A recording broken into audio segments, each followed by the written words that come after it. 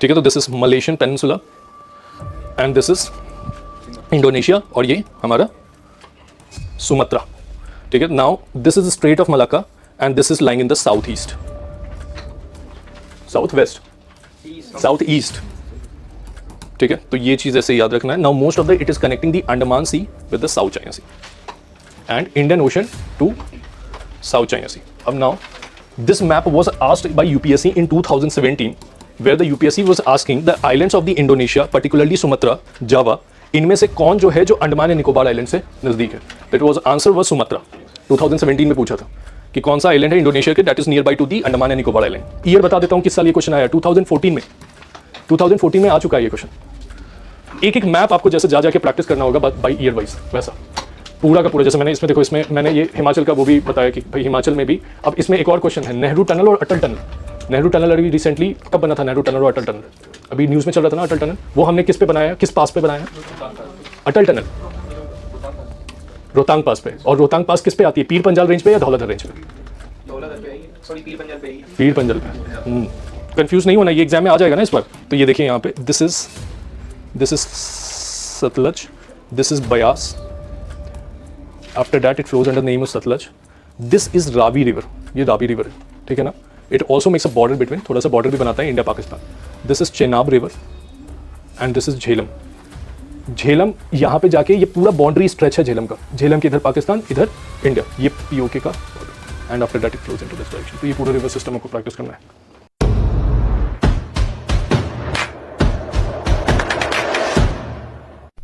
तो रिवीजन में अगर आप लोग को याद होगा, I was discussing one important thing. एक मैंने क्रिटिकल टाइगर हैबिटेट और क्रिटिकल वाइल्ड लाइफ हैबिटेट बताया था कि how both are different from each other, कौन किसके अंदर आता है। तो critical tiger habitat is enacted under, critical tiger habitat जो होता है वो क्रिटिकल वाइल्ड लाइफ हैबिटेट के अंदर आता है।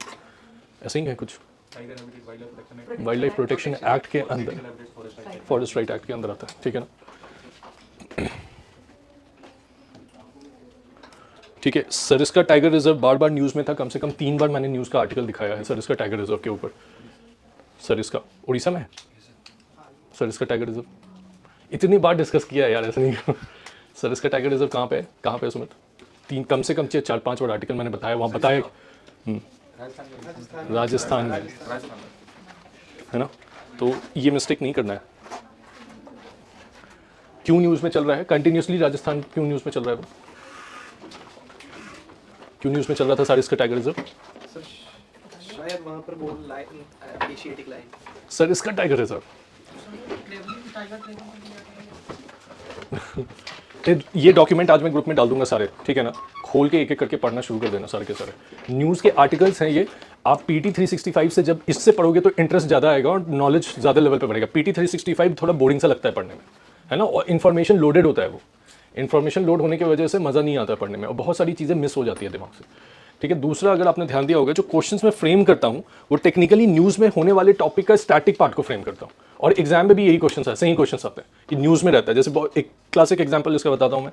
इंडस वैली सिविलाइजेशन का एक साइट था जिसको वर्ल्ड हेरिटेज साइट का वो मिला था। तो इंडस वैली सिविलाइजेशन की उस साइट को यूपीएससी ने उस साल कवर किया कि कौन से साइट्स जो है वो इंडस वैली सिविलाइजेशन की site, and that site was in news because of given the world heritage sites, culture world heritage site का उसको वो मिला था। तो मोस्टली जो आप क्वेश्चंस देखोगे वो उसी पैरामीटर पर रहेगा, ठीक है ना। तो आई होप कि इस चीज़ को सीरियसली ले रहे होगे आप लोग। मैंने इसलिए ये इनिशिएटिव स्टार्ट की थी कि बोर्डिंग सा ना लगे। कोई कंटेंट पढ़ के बताता है तो थोड़ी देर में ना मन अजीब सा हो जाता है कि अरे ये क्या पढ़ रहा है, पढ़ के एक ही चीज़ें बता रहा है। तो आई वॉज थिंकिंग कि इसको क्वेश्चन आंसर के फॉर्मेट से करते हैं, तो that will be more beneficial,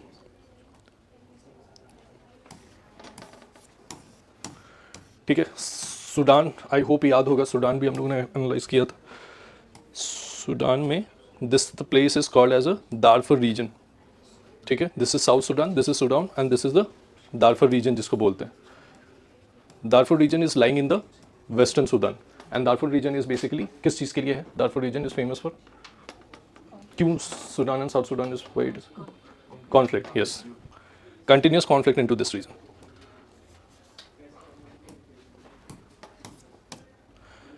ठीक है, अभी हम लोगों ने काफ़ी डिस्कशन कर रखा है पहले से। So today we are doing 13th week discussion, ठीक है। तो 13th वीक का डिस्कशन कर रहे हैं हम लोग आज।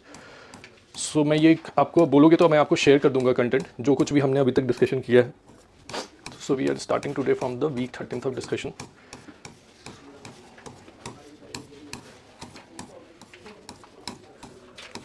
ठीक है, starting from here week 13 discussion. So इसमें न्यूज़ में जो टॉपिक चल रहा था वो ये चल रहा था कि the framing new clinical trial rules the government must focus on developing a research ecosystem while ensuring drug safety. तो new drug and clinical trial rules है that is notified in 2019 reduce timeless for ratifying therapies and clarified safety related procedure. तो कोई भी medicine का approval होने से पहले उसका क्लिनिकल ट्रायल कराना होता है. इंडिया में क्लिनिकल ट्रायल कौन कंडक्ट करता है? पिछले बार हम लोगों ने डिस्कस किया था, पिछले सेशन, CDSCO. तो क्लिनिकल ट्रायल इंडिया में जो ट्रायल प्रोसेस होता है वो CDSCO करता है हमारा. अब इसमें क्या है कि इस वाले एक्ट में क्या जानना था कि with reference to the clinical trial provision under the new drug and clinical trial rules 2019 consider the following statement. The rules are identified under the Pharmacy Act. पहले तो इसका आइडिया देखिए, न्यूज़ में तो बस इतना ही चल रहा है कि इंडिया का जो क्लिनिकल ट्रायल है उसको स्पीड अप करने की बात हो रही है. इनका न्यूज़ में इतना ही कह रहा है कि जिस कंट्री में ड्रग ऑलरेडी अप्रूव्ड है उसकी क्लिनिकल ट्रायल इंडिया में आप मत कराओ and give it a ease of doing, मतलब जल्दी से उसको अप्रूव कर दो. उसमें टाइम वेस्ट करने की जरूरत नहीं है, बस ये पूरे आर्टिकल में इतना ही लिखा हुआ था. ठीक है, हो सकता है मेंस में इस पे क्वेश्चन फ्रेम हो जाए. तो पूरा आर्टिकल बस इतना ही बता रहा है कि देखो ध्यान से इसमें अगर देखोगे तो it is saying that the drug controller allowed a novel product to enter the Indian market without local clinical trial if they had been approved in the US, UK, Australia, Japan, Canada and European Union. कि already if it has been approved into the foreign nation it is not required to be approved again. मतलब यहां पे फिर लाके उसका clinical trial करा रहे हो, फिर उस पर टाइम खर्च करोगे अपना. तो that's why this was in news. Now the moment I get to know कि clinical trial is news, now you have to understand, मतलब इसके बारे में आपको सब कुछ पता होना चाहिए इन एंड आउट. तो सबसे पहले इसमें मैंने क्वेश्चन 3 मेजर पॉइंट पे फ्रेम किया. पहला कि with reference to the clinical trial provisions under the new drug and clinical trial rules 2019 the rules are notified under the pharmacy act 1948. तो किसका आइडिया है आपको? फार्मेसी एक्ट के अंदर होता है. क्लिनिकल ट्रायल किस एक्ट के अंदर इसका होता है? Rules and regulations we make. कुछ आइडिया नहीं. Clinical trial drug and cosmetic act के अंदर, ड्रग एंड कॉस्मेटिक एक्ट के अंदर है. ठीक है, central licensing authority may wave the requirement of local clinical trial for certain categories of new drug approved in specified country. तो ये आपको पता होना चाहिए. वो पूरी आर्टिकल उसी थीम, इसी वाले सेकंड पॉइंट के थीम पे बेस्ड था पूरा आर्टिकल, कि अगर क्लिनिकल ट्रायल उस ड्रग का पर्टिकुलरली किसी कंट्री में हो गया है तो we should allow that drug into our own country. Taking for example like chikungunya का ऑलरेडी क्लिनिकल ट्रायल बाहर के नेशंस में हो गया, जैसे कहा UK में, US में अप्रूव्ड ड्रग्स है, but still in India chikungunya का ड्रग अप्रूव्ड नहीं है अभी. तो हम उस पर टाइम वेस्ट नहीं करेंगे. Now the third statement is saying the waiver of local clinical trial is automatic for all drug approved by regulator in the US, UK and European Union. तो do you think that this would be correct? Automatic तो नहीं होगा. कहीं ना कहीं अगर हम उसको पूरे तरह से क्लिनिकल ट्रायल नहीं दे रहे हैं तो at least you have to take approval for that. तो ये अप्रूवल कौन करता है? ये मैंने लास्ट सेशन में पूछा था, CDSCO. बैठो. तो इसमें मैंने रूल्स लिख दिया है कि under rule 101 the central licensing authority with central government approval may waive local clinical trial for a specified category such as orphan drug, gene and cellular therapies. The waiver is conditional and not automatic. Already इसको central drug standard control organisation करती है, but ये conditional है और automatic नहीं है. सो जो news में हाईलाइट किया गया है इस वाले रूल्स को, क्वेश्चन वहीं से फ्रेम होकर आएगा. अब आपको एक चीज़ का यहाँ पे अंडरस्टैंडिंग बड़ा इंटरेस्टिंग है कि when I read the same content onto the PT 365 or maybe any magazine, I am not aware regarding to the news which is going into the newspaper. मुझे उसका अवेयरनेस नहीं है, बस मैं पढ़ रहा हूं उसको. The moment I get to understand कि न्यूज में इशू क्या चल रहा है, I would be more confident in to reading this content. अब जैसे मुझे बहुत कॉन्फिडेंट है कि अब मेरे से कोई आर्ग्यूमेंट करेगा इस चीज के ऊपर, तो आई एम वेरी कॉन्फिडेंट कि एक्चुअली न्यूज में ये मैटर चल रहा था. तो मुझे रेलेवेंट चीजें पढ़नी थी उसके बारे में, और वो ये था. अब आपके दिमाग में क्वेश्चन देखते वक्त भी लगेगा कि वाई यूपीएससी इज आस्किंग कि क्लिनिकल ट्रायल क्यों पूछ रहा है, मतलब बिना सर पर कहां से आ गया. तो उसका रीजन यही है, continuously it was covered in the newspaper. ठीक है ना. All right. Now the next question is regarding to the PM and European Union leaders discuss early FTA conclusion.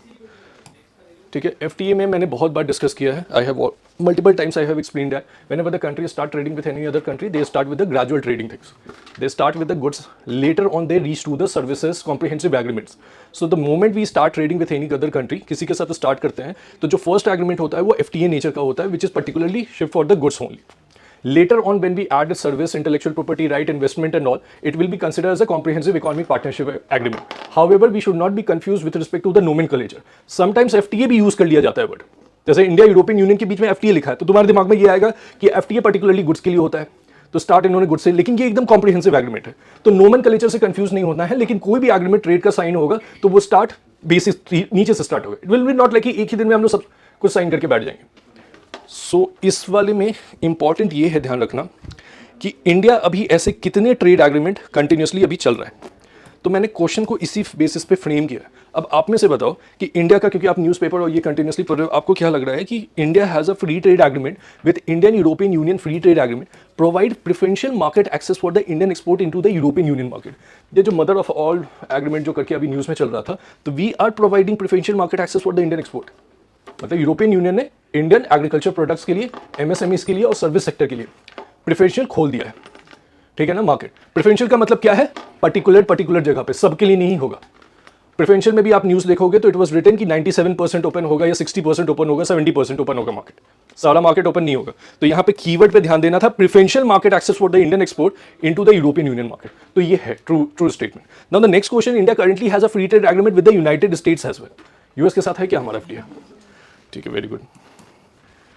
India का यूएस के साथ अभी फ्री ट्रेड एग्रीमेंट नहीं है। Now India United Kingdom free trade agreement provides improved market access for Indian goods and services in the UK market. UK के साथ है क्या? Yes sir. अभी कौन कौन सी कंट्री है जिसके साथ हमारा एफटीए है? मैंने एक बार नोट्स में भी लिखवाया था, याद है? मैंने न्यूज़ का आर्टिकल भी खोल के दिखाया था कि किसके किसके साथ है। सऊदी, यूएई, न्यूजीलैंड के साथ we are on to the negotiation. Very good, ठीक है। तो ये चीज़ याद रखना, मतलब ऐसे इजी क्वेश्चंस एग्जाम में एक बार में बनने चाहिए। India does not have FTA with the United States of America. Already newspaper में इतना आता रहता है कि India is basically United state tariff पे टेरिफ इम्पोज कर रहा है, तो एफटीएस कहाँ से होगा फिर? तो बेसिक कॉमन सेंस है। ये सही हुआ था, ये गलत हो गया? ये सही हुआ था सर। इसका थर्ड वाला, फर्स्ट वाला समझ में नहीं आया, थर्ड वाला ठीक है। थर्ड वाला सही किया था। फर्स्ट में क्या confusion? India European Union free trade agreement provide broad preferential access to Indian export in the European Union. Preferential access agreement को ना वो समझ रहा था, प्रेफरेंशियल ट्रेड एग्रीमेंट जो एफटीए से पहले होता है। हाँ, प्रेफरेंशियल, अच्छा हाँ होता है। पीटीए साइन करते हैं तो ये preferential access of Indian export into the European market, है ना। तो याद रखना, अच्छा है कि ये सारी चीज़ें यहीं पे पता चल जा रही हैं, एग्जाम वाले दिन ऐसी गलती नहीं होनी चाहिए। ठीक है, from shipping to semiconductor India Singapore ramps up ties. तो देखो, मैंने क्वेश्चन तो ऐसे मलाका स्ट्रेट पे पूछा है। ये जो आर्टिकल था इसके ऊपर already I have framed one question in the last meeting, जिसमें मैंने सिमेक्स और सिम्बेक्स जो बताया था कि सिंगापुर का जो नेवल एक्सरसाइज है, और सिम्बेक्स जो होता है it is for Singapore, SL सेलेक्स लिखा था मैंने उसमें, for Sri Lanka. Now the joint statement speaks the India interest into joint Malacca strait. ये पूरे आर्टिकल में इन लोगों का कॉपरेशन डील पे जो बात हुई है वो बात हुआ है सेमी कंडक्टर पे, इंडिया सिंगापुर सेमी कंडक्टर पे और डिफेंस कॉपरेशन पे ही टाई अप अभी करना है। Now the question is little bit tricky, थोड़ा सा इसमें क्वेश्चन ट्रिकी है। मलाका स्ट्रेट में इंडिया से इंटरेस्ट पूछा गया है कि आप मलाका स्ट्रेट में पेट्रोलिंग करोगे क्या, तो इंडिया हैज सेड कि हाँ डिफेंस सिक्योरिटी पर्सपेक्टिव से मलाका स्ट्रेट में जाएंगे। The moment it came into news and India is showing interest into the Malacca strait, this means that Malacca strait is important from the perspective of. अब इस पे question देखते हैं। पहला statement कि with reference to the strait of Malacca recently seen in news, consider the following statement, it connects Indian Ocean with South China Sea. Indian Ocean को South China Sea से connect कर रहा है। It lies between the Malaya peninsula and island of Sumatra. Sumatra के साथ है, ये Java के साथ है, Sumatra. Singapore is located at the southern eastern entrance of the strait of Malacca. गलत है ये? सही है सर। सही है। देखे हो मैप, मतलब इतने ध्यान से देखे हो स्ट्रेट ऑफ मलाका के साउदर्न ईस्टर्न एंट्रेंस है, मतलब ठीक है। तो इसका मैं आपको थर्ड स्टेटमेंट सही है, ठीक है। तो सही बोल रहे हो, तो इसका मैप देखते हैं। जो आप लोगों ने बोला वही दिखाता हूँ मैं अभी, ठीक है। तो this is Malaysian peninsula and this is Indonesia और ये हमारा सुमत्रा, ठीक है। Now this is strait of Malacca and this is lying in the south east, south west, south east, ठीक है। तो ये चीज ऐसे याद रखना है। Now most of the it is connecting the Andaman Sea with the South China Sea and Indian Ocean to South China Sea. Now, this map was asked by UPSC in 2017, where the UPSC was asking the islands of the Indonesia, particularly Sumatra, Java, इनमें से कौन जो है जो Andaman and Nicobar island से नज़दीक है। तो it was answer was Sumatra. 2017 में पूछा था कि कौन सा आइलैंड है इंडोनेशिया के that is near by to the Andaman and Nicobar island. तो जिनका किनका सही हुआ है, they have a good practice of map. Singapore basically lies here at the southern eastern part of the Malacca strait. Also इसमें से कोई बता सकता है कि इक्वेटर कहाँ से पास करता है? इंडोनेशिया से डायरेक्टली सिंगापुर यहाँ से पास करता है। Directly equator passes from the Singapore. Despite equator passes, the temperature and conditions here, climatic condition is very pleasant in Singapore. ठीक है ना? तो ये क्वेश्चन मैंने इसी को ध्यान में रखते हुए सेट किया है, south eastern of the strait of Malacca. So ये चीज़ ध्यान रखना है। अब न्यूज़ में था तो it can be asked in examination, पूछा भी है। वंस इट वाज आस्किंग, ठीक है Sakshi, one day she was asking about me Kra isthmus कहाँ पे है? हाँ,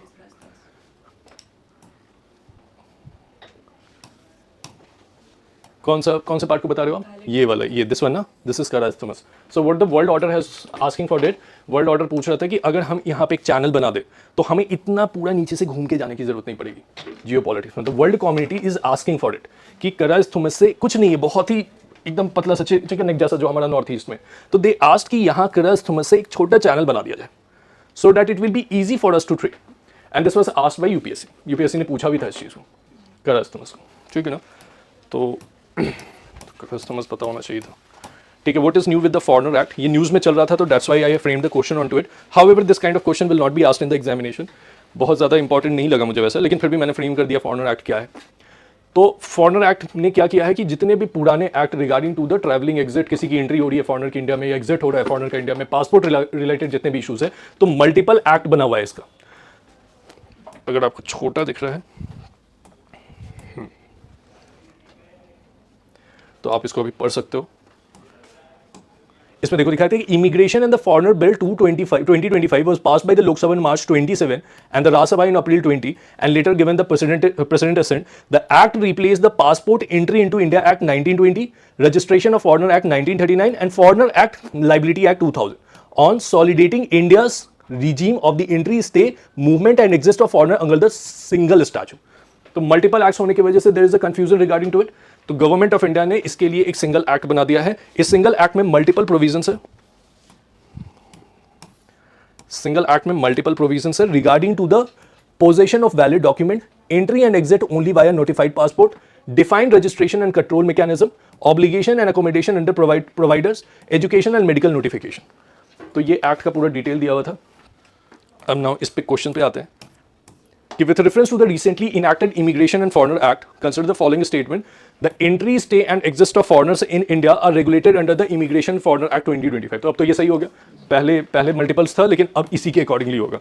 The Act replaces earlier laws such as Passport Entry into India Act 1920 and Foreigner Act 1946। तो रेगुलेटरी बॉडी पे क्वेश्चंस आता है जो, या रेगुलेटरी एक्ट्स पे जो क्वेश्चंस आते हैं तो they can be asked in this, इसी फैशन में, ठीक है। दूसरा मैं अपने एक्सपीरियंस से एक चीज बताता हूं, जैसे होता क्या है एग्जाम्स में, what will notice some kind of questions are theme और उसका स्ट्रक्चर और कंसेप्ट रिपीटेटिव होता है। मतलब ये जरूरी नहीं कि ये एक्ट पता हो तो ही वो क्वेश्चन सही बनेगा, रिगार्डलेस ये एक्ट मुझे नहीं भी पता हो तो भी सही बनाया जा सकता है। जैसे ये एक्ट जो था ये basically complex regarding to the multiple act, इसको हमने क्या किया, सिंप्लीफाई किया इन अ सिंगल एक्ट। जैसे लेबर कोड जो है हमारा, that is also very complex, तो we have simplified into a labour code. तो अगर इसके रिगार्डिंग ऐसे एग्जाम में, मतलब you have to apply a brain, तो मैं इसको ये सोच के नहीं छोड़ूंगा कि ये मैंने पढ़ा नहीं है तो मैं छोड़ देता हूं। मतलब यहां पे you have to apply your brain, और क्वेश्चन का जो नेचर होता है वो ऐसे ही सेट होगा कि जो अब नया जो एक्ट आया है उसने एक्चुअली क्या किया, तो इट हैज रिप्लेस्ड मल्टीपल पुराने एक्ट्स। तो ये क्वेश्चन अगर आप ध्यान से देखोगे तो मैं पीवाईक्यू के पैटर्न पे ही सेट करता हूं, और सेम वैसे ही क्वेश्चन सेट होता है। दिस वाज आस्क्ड इन 2019, 21, और हर साल आप देखोगे एक क्वेश्चन ऐसे रेगुलेटरी फ्रेमवर्क पे जरूर रहेगा। तो that's why I have set in this pattern, ठीक है। तो एग्जाम में क्वेश्चन ऐसे छोड़ने नहीं। Now India to enact law to protect its interest into the high seas area, हम लोगों ने लास्ट सेशन में डिस्कस किया था हाई सीज को। अब इंडिया कह रही है कि we will be enacting a law to protect its interest into the high sea. India has signed the high sea treaty, तो साइन करने से is it mandatory on India to make a law into it? No, unless until India does not ratify that agreement at the international forum, India is not obliged to make it a law here. तो अभी India, ये article अब जब पढ़ोगे तो India is planning to ratified it, however before ratification India is looking for way out कि हम कैसे इसका बनाएं, एक्ट इसके ऊपर कैसे बनाएं। तो ये पूरा आर्टिकल उसी के ऊपर है। इसके ऊपर एक्ट पे जो काम कर रहा है वो मिनिस्ट्री ऑफ अर्थ साइंस है, that is important to know, ठीक है ना। इस एक्ट के ऊपर जो काम कर रही है वो है ministry of earth science to protect the interest of the high sea. तो आप एग्जाम वाले दिन अगर हाई सी पे आएगा तो सबसे पहले दिमाग में आएगा ministry of environment, forest and climate change.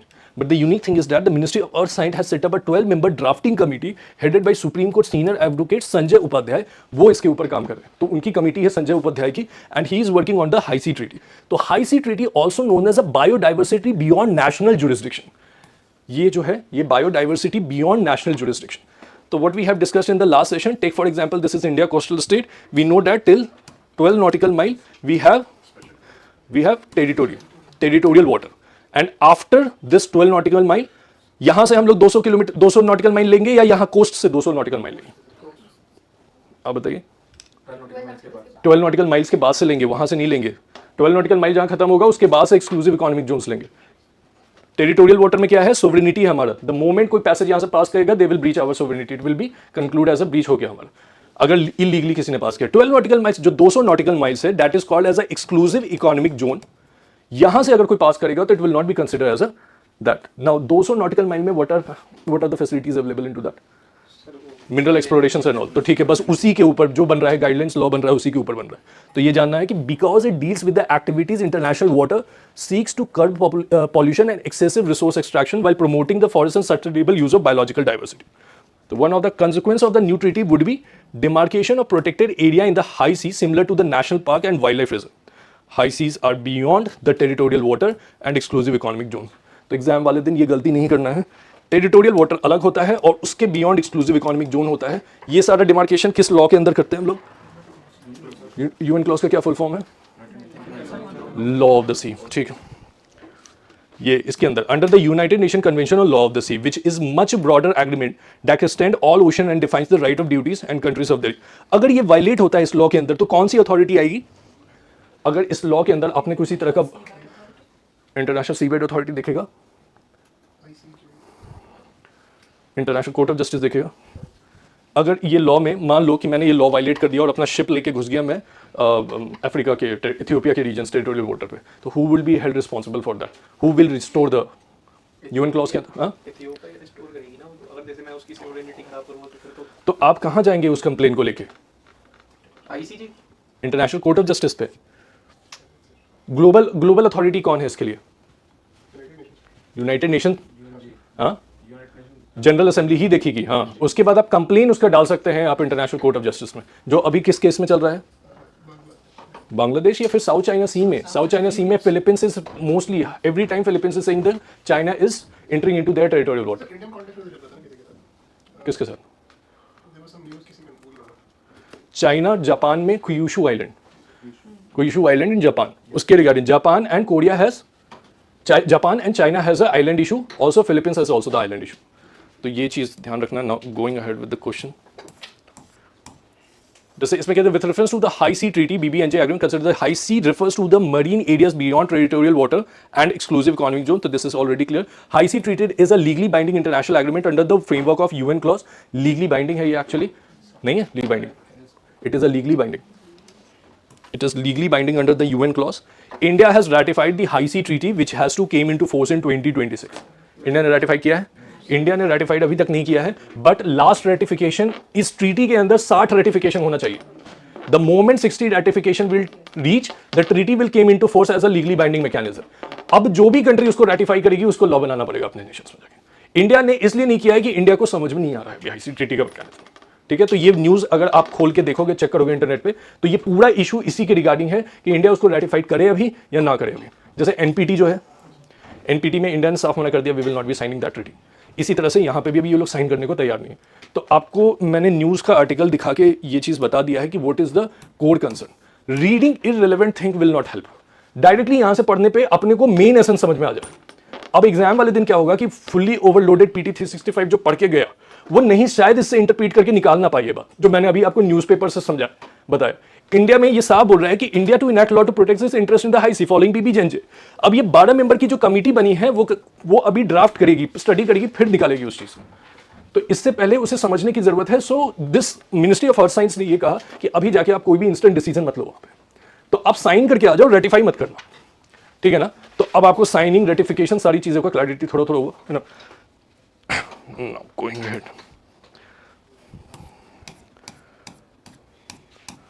अब ये types of electric vehicle in India, ये मुझे डायरेक्टली नीति आयोग के वेबसाइट पे मिला, और ये मुझे नीति आयोग के वेबसाइट पे मिला, और साथ ही साथ ये न्यूज़ में भी चल रहा था।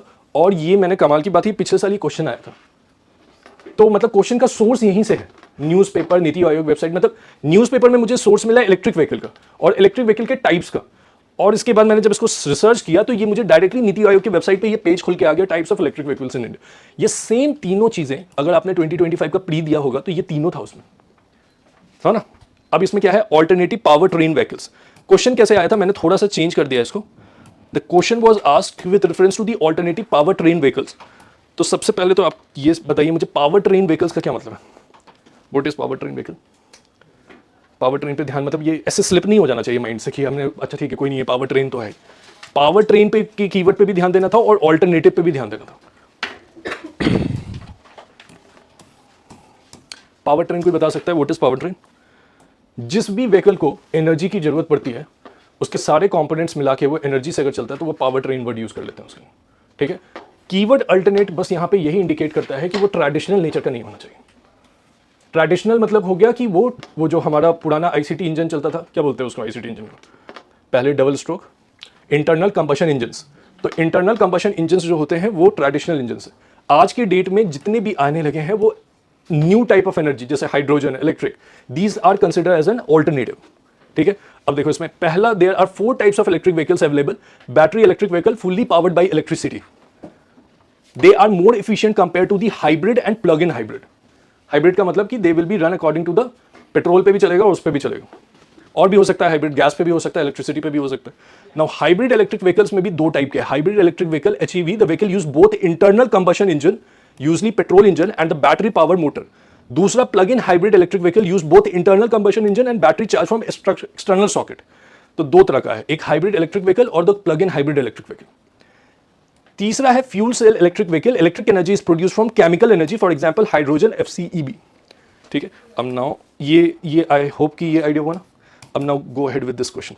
अब इसके बेसिस पे एक अंडरस्टैंडिंग आपको मिल गया ना। पावर ट्रेन व्हीकल्स का मतलब हो गया कि that vehicle, that machine which required power for the movement, means fuel for the movement. The moment you use the word keyword here, alternative, this means it is not similar to the traditional format and it will be have more energy efficiency. क्या क्या इसमें, hydrogen हो गया, fuels हो गया, electricity हो गया, battery. अब इसके बेसिस पे आप मुझे बताओ, इतना समझ में आ गया तो अब इसके बेसिस पे बताओ कि how many of the above are classified as alternative power train vehicles. इसमें hybrid electric vehicle, petrol vehicle भी तो है, लेकिन पेट्रोल है ना यहाँ पे, तो ये कंसिडर करेंगे इसको कि नहीं करेंगे, हाइब्रिड है ना, तो इसमें हाइब्रिड होने की वजह से इसको कंसिडर करेंगे। एक full battery electric vehicle, hydrogen fuel cell vehicle, fuel cell electric hybrid vehicle, ये तीनों ऑप्शन था ऑलरेडी एग्जाम में, मैंने ये ऑप्शन एक और ऐड कर दिया।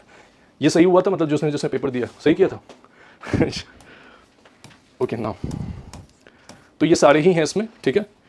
तो इसमें एक पॉइंट बस यहाँ पे ध्यान देना है कि even though the hybrid petrol vehicle still use internal combustion engine, they incorporate electric propulsion and are considered alternative power train vehicles compared to the conventional ICE only vehicles, ठीक है ना। तो इसको याद रखना, ठीक है। नेक्स्ट क्वेश्चन जो है, with reference to unmanned aerial vehicles consider the following statement. With reference to unmanned aerial vehicles में यहाँ पे लिखा हुआ है, all types of unmanned aerial vehicles can perform vertical landing and automated hovering. Vertical landing and automated hovering का क्या मतलब है? ऑटोमेटेड होवरिंग मतलब ऐसे होवर करता रहेगा जैसे हेलीकॉप्टर चलता है। वर्टिकल लैंडिंग का मतलब हो गया कि ऊपर से डायरेक्टली नीचे लैंड कर जाए, और ऑटोमेटेड होवरिंग में मतलब कि यहाँ पे होवर जैसे कि इनका वो चल रहा है फ्लाइट, ऐसे ही है कुछ। दिस इज सेइंग दैट कि all types of unmanned aerial vehicles can perform vertical landing and automated hovering. तो ये तो गलत, सही हो ना सारे तो दोनों नहीं कर सकते हैं इसमें। Can perform vertical landing and automated hovering. एक मैंने ड्रोन बनाया तो वो वर्टिकल लैंडिंग भी कर सकता है, ऑटोमेटेड होवरिंग भी कर सकता है। तो सारे में क्या डिफरेंट होगा, अलग अलग। तो this was asked in PYQ but only there the word is used as all type, ठीक है ना। Unmanned aerial vehicle include both fixed wing and rotatory wing platform with different design and proportional mechanism. तो ये तुम्हें क्या लग रहा है, ये सही लग रहा है कि UAV इंक्लूड बोथ? बस पूरा गेम ऑल का है इसमें, यहाँ पे भी ऑल लिख देता तो ये भी गलत हो जाता। तो ऐसे 2-3 क्वेश्चन तो एग्जाम में होते हैं, ठीक है। तो I hope this is clear. Now going ahead with the next question. With reference to the material used in the manufacture of electric vehicles consider the following statement. Electric vehicles जो आज के date में बन रहा है, electric vehicles का battery बनाने के लिए हम लोग क्या यूज करते हैं? What we use for making battery of electric vehicles? ठीक है, इसमें कह रहा है कि which of the above are commonly used as a lithium iron battery employed in electric vehicles. तो इसका आंसर क्या होगा? बी। All four. कहीं ना कहीं तो यूज हो ही जाएगा ग्रेफाइट भी। आप क्वेश्चन को ध्यान से पढ़ो, इसको, इस क्वेश्चन को ध्यान से पढ़ो। आपने जो पीवाईक्यू बनाया हो सका वो रटा हुआ हो, ठीक है। इस क्वेश्चन को ध्यान से पढ़ो, उसमें लिखा है कि with reference to the material used in the manufacturing of electric vehicle consider the following element which of the above are commonly used in lithium ion batteries employed in electric vehicles. तो battery बनाने में graphite का use बोल रहे हैं कि graphite use नहीं होगा। होता है सर ग्रेफाइट। बिल्कुल, चारों हो जाएगा यूज। क्वेश्चन ने यूपीएससी ने ये पूछा था कि लिथियम आयन बैटरी बनाने के कैथोड में किसका यूज नहीं होगा। The moment cathode was added into this point, it made this specific more specific. अब इसके लिए आपको केमिस्ट बनना पड़ेगा या पता नहीं कुछ बनना पड़ेगा, तभी वो बता सकेगा। एग्जाम वाले दिन तो पता चलने सर। तो क्या क्वेश्चन छोड़ना है एग्जाम में, इसके लिए मैंने डिलिबरेटली इसको डाला। आप अगर यहां पे जब तक आप इस स्टेटमेंट को जनरल फॉर्मेट से देख रहे हैं तब तक ये बन सकता है, जहां इस पे कैथोड लिख जाता है उसी वक्त छोड़ देने का काम था इस question. The moment you attempt, ये गलत हो जाएगा, क्योंकि कैसे क्लैरिटी से मैं बोल दूंगा कि ग्रेफाइट या लिथियम और निकल में से कौन नहीं होगा। उसके लिए तो थोड़ा केमिस्ट्री का नॉलेज होना चाहिए। तो दिस इज व्हाट, पिछले साल आपने अटेम्प्ट दिया था, ये क्वेश्चन सही हुआ था नहीं? अब इसमें mention lithium is a key element enabling charge storage and transfer. Cobalt used in many cathode chemistries. Nickel enhances energy density in cathode. Graphite commonly used as an anode material. इसी वजह से आपको याद आया कि ग्रेफाइट नहीं है इसका आंसर, वो एनोड पे यूज होता है, ठीक है ना। सो आई हैव स्पेसिफिकली इसको इसलिए मेंशन किया, मैंने जनरल कर दिया था मैंने उस स्टेटमेंट को। द मोमेंट यू फाइंड कि अगर कुछ चीज उसमें यूनिक दिखेगा या स्पेसिफिक दिखेगा तो please don't attempt such kind of question in examination, ठीक है। अब now driving productivity, jobs and innovation, harnessing artificial intelligence for inclusive growth, innovation and skilling. तो ये India ranks third in Stanford university 2025 global AI vibrancy ranking. तो ये कैसे हो गया, मतलब थर्ड रैंकिंग पे हम कैसे चले गए एआई में? तो आधी लोगों को तो यही पता भी नहीं है अभी, और इंडिया थर्ड रैंक दिखा रहा है यहाँ पे। और ये मैं नहीं कर रहा, पीआईबी के न्यूज़ में आया है 2026 में। मतलब इतना ट्रस्ट है, मतलब आपको, मुझे नहीं ट्रस्ट है कि इंडिया थर्ड रैंक कर जाएगा स्टैंडर्ड यूनिवर्सिटी में एआई वाइब्रेंसी रैंकिंग के तहत। तो एआई के लिए इंडिया का एआई एडॉप्शन टेक्नोलॉजीज पे, तो अब आप इसके ऊपर मैंने क्वेश्चन फ्रेम इस पे ये किया है कि with reference to the machine learning and AI hardware, कितने लोगों को पता है मशीन लर्निंग मॉडल क्या होता है? पता है? थोड़ा बताओ, आप बता सकते हैं मशीन लर्निंग मॉडल्स क्या होता है, क्या करते हैं मशीन लर्निंग मॉडल्स को? मशीन लर्निंग का कीवर्ड में ही लिखा हुआ है। हाँ सर, जैसे मशीन लर्निंग बेसिकली हम डाटाज होते हैं ना, जो डाटा फीड करते हैं, जैसे ह्यूमन माइंड, हमारे न्यूरल सिस्टम कैसे वर्क करता है माइंड का, हम प्रीवियस लर्निंग से जो एक्सपीरियंस होते हैं उनसे चीजें देखते हैं, उसमें कुछ मिस्टेक होती है तो उसको स्टोर कर लेते हैं फ्यूचर के लिए। तो सेम मशीन लर्निंग, पहले हम कुछ डाटा फीड करते हैं, तो कुछ जैसे क्वेरीज हम एआई में डालते हैं, हम कुछ क्वेश्चन पूछते हैं तो उसका जवाब देता है, जो उसका डाटा सेट है, डेटा सेट से आंसर आते हैं, आंसर आता है। लेकिन मशीन लर्निंग का बेसिकली क्या है, वो लर्निंग का यहाँ पर क्या यूज है, जो हमारी वो गलतियां होती है, जो चीजें होती हैं, न्यू डाटा फीड होता है या कुछ हम उससे ऐड ऑन करते हैं तो उनसे सीखता है फ्यूचर के लिए। इसको मशीन की ट्रेनिंग बोलते हैं। मतलब मशीन जो सिस्टम में आपने डेटा डाला है उसको ट्रेन करना पड़ता है विद टाइम, प्रोसेस के साथ। जैसे chat GPT is under the process of training, हाँ, उसका एल्गोरिदम, उसका भी कीवर्ड है, उसको बोलते हैं उसका भी एक प्रोग्रामिंग लैंग्वेज। जैसे कि अगर आपने सिस्टम को जैसे जीपीयू या हार्डवेयर में अपने डेटा स्टोर किया तो over a period of time you have to train that machine कि ये गलत है, ये सही है, जो chat GPT is doing this. तो चैट जीपीटी को जैसे अगर आप बताओगे गलत, अगर बता दिया एंड यू टेल हिम कि नहीं ये गलत है, ये सही है, तो chat GPT will ask you कि thank you for this, I will remember for the next time, ऐसे करके। This is the machine learning model. अब ये मशीन लर्निंग जो है, जो हमारे पास अभी तक है, वो एकदम मतलब इनिशियल स्टेजेस पे। इसके कंसेप्ट में डीप लर्निंग जैसी भी कंसेप्ट आनी शुरू हो गई। डीप लर्निंग की थिंग्स, जैसे आज के डेट में मेटा, और ये आजकल के डेट में तो डीफेक्स बनने शुरू हुए हैं, that is coming from the deep learning of concept. Now the question is that कि machine learning task such as training and interference require computational power and specialised processors. तो उसके प्रोसेसर्स स्पेशलाइज्ड लेवल पे होते हैं। Nvidia ने ऐसे दो processor का नाम बनाया है। पिछले साल यूपीएससी ने पूछा था, माइक्रोसॉफ्ट के प्रोसेसर का नाम था, जिसमें बहुत लोगों ने गलत कर दिया था, लोगों को लगा अमेजॉन का प्रोसेसर। अब ये बताओ मुझे, ये दोनों प्रोसेसर एनवीडिया के प्रोसेसर हैं। एप्पल जो प्रोसेसर बनाता है उसको क्या बोलते हो लोग? और M1 M2 तो कंप्यूटर के लिए, मशीन लर्निंग वाले जो प्रोसेसर्स है उसका एप्पल का अलग नाम है, माइक्रोसॉफ्ट का अलग नाम है। मैंने बस यहाँ एनवीडिया का पुट किया है। आपका काम है कि एक बार एग्जाम से पहले ये कीवर्ड्स देख के जाएंगे, ठीक है ना। तो याद रखना, H100 A100 chips are widely used for the training large machine learning and deep learning models, ठीक है। डीप लर्निंग मॉडल्स पे अगर आपको काम करना हो, पाइथन पे अगर आपको काम करना हो, तो you require some strong GPU basis का वो चाहिए होता है, ठीक है। Deep learning is a subset of machine learning, पिछले साल का ये क्वेश्चन है, ठीक है। तो दिस जैसे एक बार बना लेते हैं तो थोड़ा आइडिया आ जाता है, लेकिन अब इस टॉपिक ने हमें थीम दे दिया एक्चुअली कि machine learning and AI hardware is important. मैंने जो सबसे पहले टेस्ट कर रहा था, प्रैक्टिस करा रहे थे, उसमें इस साल का जो फिजिक्स का अवार्ड है, नोबेल प्राइज, वो ML मॉडल पे ही मिला हुआ है। इस साल का फिजिक्स का पढ़ा है आप लोगों ने, देखा है? फिजिक्स का जो मिला है वो मशीन लर्निंग मॉडल पे मिला, जो मैंने सेशन में भी बताया था कि मशीन लर्निंग को फिजिक्स क्यों मिला।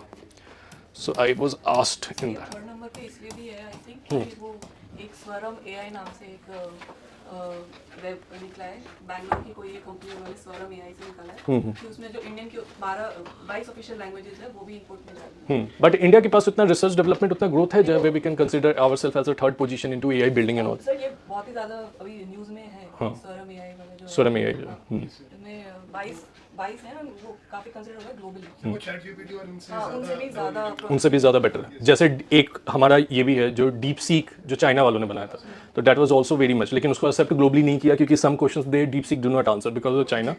हाँ, पॉलिटिक्स की वजह से वो नहीं किया। डीप सीक के आते ही the United States of America said कि हम नहीं बना पाए, मेटा नहीं बना पाया, और इन लोगों ने बना लिया।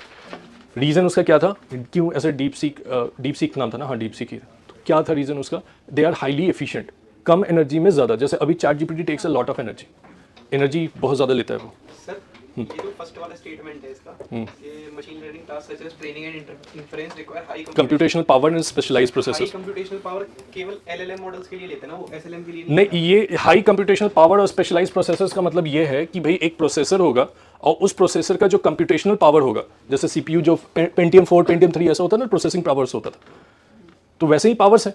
इसके बाद इस मशीन को ट्रेन करनी पड़ती है। Are you getting my point? समझ रहे हो? मैं ये कह रहा हूँ जो मशीन लर्निंग टास्क है, जो ट्रेनिंग वगैरह है, ये लार्ज लैंग्वेज मॉडल्स के लिए हाई कंप्यूटेशनल पावर चाहिए होती है और बहुत स्पेशलाइज हाँ, स्पेशलाइज। स्मॉल लैंग्वेज मॉडल्स होते हैं मशीन लर्निंग की, उनके लिए बहुत ज्यादा ऐसा कुछ नहीं चाहिए होता।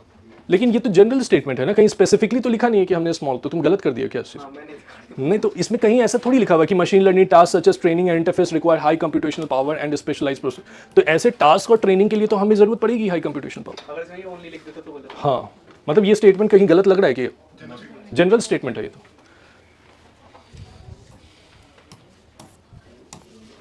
मतलब इस पे ध्यान दे, मतलब हाई देख के computational power and specialized processor, इस पे कंफ्यूज हो गए। तो ये जनरल स्टेटमेंट ही है, machine learning task such as training and interface required high computational power. तो रिगार्डिंग कंपेयरिंग विथ आवर अभी करंट में जो हम लोग कंप्यूटेशनल यूनिट रखते हैं, उससे तो कंपेरेटिवली ज़्यादा ही चाहिए होगा ना मशीन लर्निंग मॉडल्स को पढ़ने के लिए, तो इसको गलत नहीं मान सकते।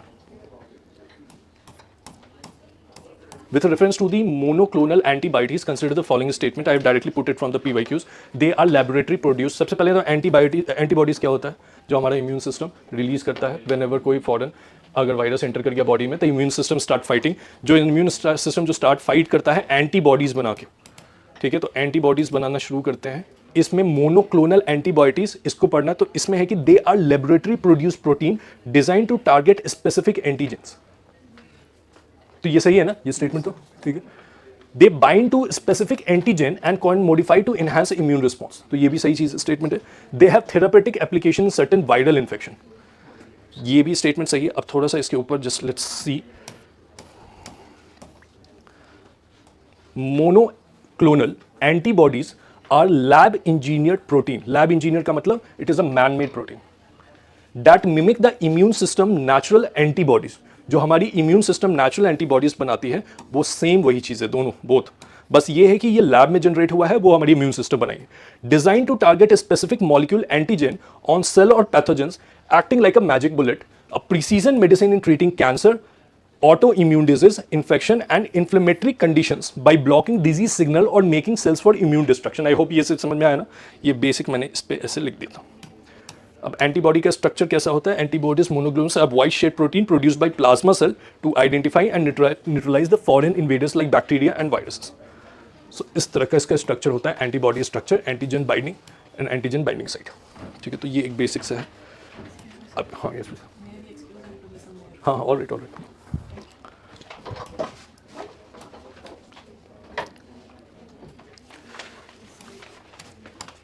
ठीक है, with reference to the virus consider the following statement. Don't close. ठीक है, virus can infect bacteria and alter the cellular transcriptional activity of the host cell. तो ऐसा कर सकता है कि वायरस इन्फेक्ट कर सकता है बैक्टीरिया को। Virus can infect bacteria and alter the cellular transcriptional activity of the host cell. Virus dead होता है या फिर लिविंग होता है? दोनों स्टेट लिविंग लिविंग भी होता है और outside the cell non living होता है, विद इन सेल। हाँ, तो the moment in into the bacteria it will start functioning as a living organism. अब virus are obligate intracellular parasite that required host cell for their replication. ठीक है, तो ये statement इसको करेक्टली आइडेंटिफाई कर रहा है क्या? यस सर, हाँ, कर रहे हैं सर। फिर से पढ़ो ना, इसमें लिखा है कि virus can infect bacteria and alter the cellular transcriptional activity of their host cell. तो ये तो है, लेकिन इससे कैसे जस्टिफाई हो रहा है कि virus are obligate intracellular parasite that required host cell to for their replication. Because sir host cell भी है ना, अगर होस्ट सेल ही नहीं होगा तो वायरस इन्फेक्ट नहीं करेगा ना बैक्टीरिया से। होस्ट सेल बैक्टीरिया हैं तभी तो वायरस इन्फेक्ट करता है ना। लेकिन इससे क्या पता चल रहा है? Virus are obligate for intracellular parasite that require host cell for their replication. तो होस्ट सेल यहाँ पे कहाँ लिखा है कि infect bacteria and alter the cellular transcriptional activity of their host cell. मतलब this is the correct reason for this assertion. That's what I am asking. मतलब I don't think that this is correct explanation for it. हाँ, अगर host cell के उस पे देखें, reference पे देखें तो शायद कर रहा हूं. जैसे virus can infect bacteria and alter the cellular transcriptional activity of their host cell. Virus are obligate intracellular parasite that required host cell for their replication. But ये रेप्लिकेशन के लिए ना, it can not, how it can says that कि virus can infect bacteria and alter the cellular transcriptional activity of the. Replicate करने के लिए ये important है कि उसका होस्ट सेल होना ही चाहिए. यस सर, हाँ, रेप्लिकेट. तो ये थोड़ा डाउटफुल हो गया फिर. रेप्लिकेट करने के लिए होस्ट सेल्स होगा, नहीं तो नॉन लिविंग रहेगा विदाउट होस्ट सेल। तो फिर ये डाउटफुल हो गया. ठीक है, ऑल राइट. ठीक है, इसमें एक्सप्लेनेशन है कि while virus required host cell for replication, this does not specifically explain their ability to infect bacteria और अल्टर ट्रांसक्रिप्शन. कह रहा है कि while virus require host cell for replication, this does not specifically explain their ability to infect bacteria and alter transcription. So again इस पे आते हैं, this is not doubtful. कि वायरस कैन इन्फेक्ट बैक्टीरिया, तो वायरस इन्फेक्ट कर रहा है bacteria को, बट इट डजंट मीन कि उसके पास होस्ट सेल में जाना है तो वो बैक्टीरिया को इफेक्ट, मतलब समझ में आ रहा है ना? ठीक है ना? तो दैट्स व्हाट इट इज कि while virus host cell for replication, this does not specifically explain their ability to infect bacteria or alter the transcription. That I have framed it today only after reading virus and I still got confused here. ये खुद मैंने question frame किया इस चीज को after reading virus for कम से कम 15 minutes. I was studying this topic कि क्या है. हाँ, किसकी का? ठीक है, अब AI समिट भी, there is also India AI summit 2026. So the India AI Impact Summit 2026 will be the first global AI summit to be hosted in the global south. Now it will be held in 16 to 20 February 2026 Bharat Mandapam. एकदम basic सा question है, AI summit India करवा रही है अभी. एकदम basic इसमें है कि the reference to the India AI impact summit, ये पिछले साल आया था ऐसा एक समिट शायद. यस सर, आया था ना, India AI impact summit 2026. Consider the following statement. It will be the first global AI summit to be hosted in the global south.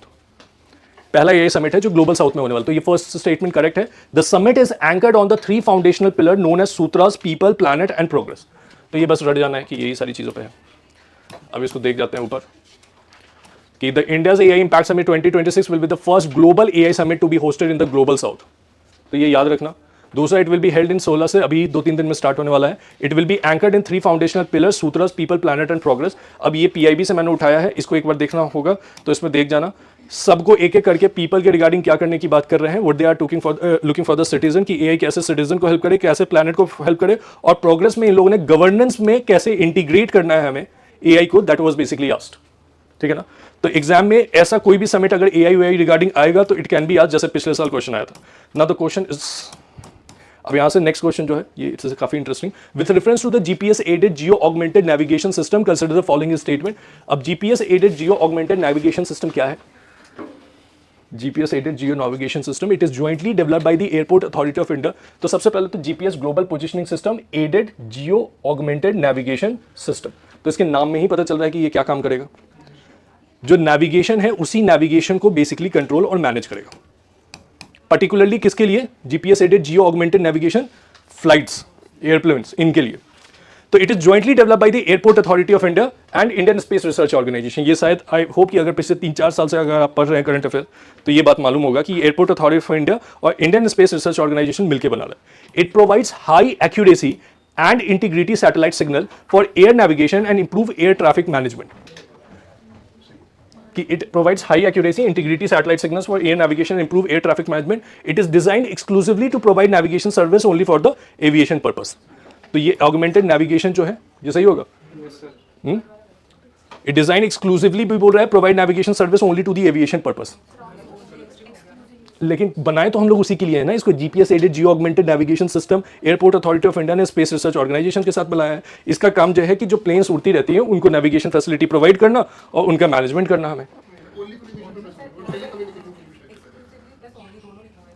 हाँ, तो एक्सक्लूसिव पर टेक्निकली सिर्फ एविएशन पर्पस के लिए नहीं है ये, ठीक है ना, तो आपको थोड़ा सा इसका क्लैरिटी होना चाहिए, पर्टिकुलरली एविएशन पर्पस के लिए नहीं है। और ये तो पीवाईक्यू है, फिर क्यों गलत हुआ? हाँ, ये पिछले साल आया है, मैंने बस इस डिजाइन ऑफ वर्ड चेंज कर दिया है, कुछ नहीं किया है मैंने। वो लिखा हुआ थोड़ा शॉर्ट में था, मैंने थोड़ा एक्सक्लूसिव भी डाल दिया, एविएशन पर्पस भी डाल दिया, सर्विस भी डाल दिया। इसका एक वाला स्टेटमेंट मैंने चेंज किया कि एयरपोर्ट अथॉरिटी ऑफ इंडिया, आपको पता होना चाहिए कि इसको बना एयरपोर्ट अथॉरिटी ऑफ इंडिया कर रही है, इस पे काम, ठीक है। तो थर्ड स्टेटमेंट इनकरेक्ट है। Now SpaDeX space docking experiment mission, अब थोड़ा फटाफट किया जाए। Reference to space docking experiment mission consider the following statement, with the successful docking operation India become the 4th country in the world to achieve the space docking capability. ये सही है ना? 4th या 5th? After which countries? European Union. और कौन कौन सी countries है स्पेस डॉकिंग में अभी? रशिया और चाइना। तो ये चार कंट्रीज है। उसके बाद 4th कंट्रीज पे हम है। The mission aim to showcase the technology such as rendezvous, docking, power transfer which essential future mission like Bharatiya Antariksh station, Chandrayaan 4 and Gaganyaan. तो मतलब डॉकिंग में कुछ नहीं है कि 2 सैटेलाइट ऊपर गया, उसके बाद इसका प्रिसीजन डॉकिंग हमने जाके वहाँ स्पेस में करने का कोशिश किया, दैट इज द डॉकिंग। तो डेफिनेटली ये क्या करेगा, अंतरिक्ष स्टेशन पे, चंद्रयान 4 पे और गगनयान पे ऑलवेज है, ऑलरेडी हेल्प करेगी। The mission involve 2 small satellite weighing about 20 kg each of to demonstrate in space docking. तो ये 220 kg का ही इतना ही कर पाएगा क्या? अभी अपना इतनी कैपेसिटी है, या इससे हैवी भी कर सकते हैं हम लोग? हाँ, ऐसा लिखा नहीं है कहीं इसमें कि एक्सक्लूसिवली 220 को ही कर पाएगा, बाकी को नहीं कर पाएगा।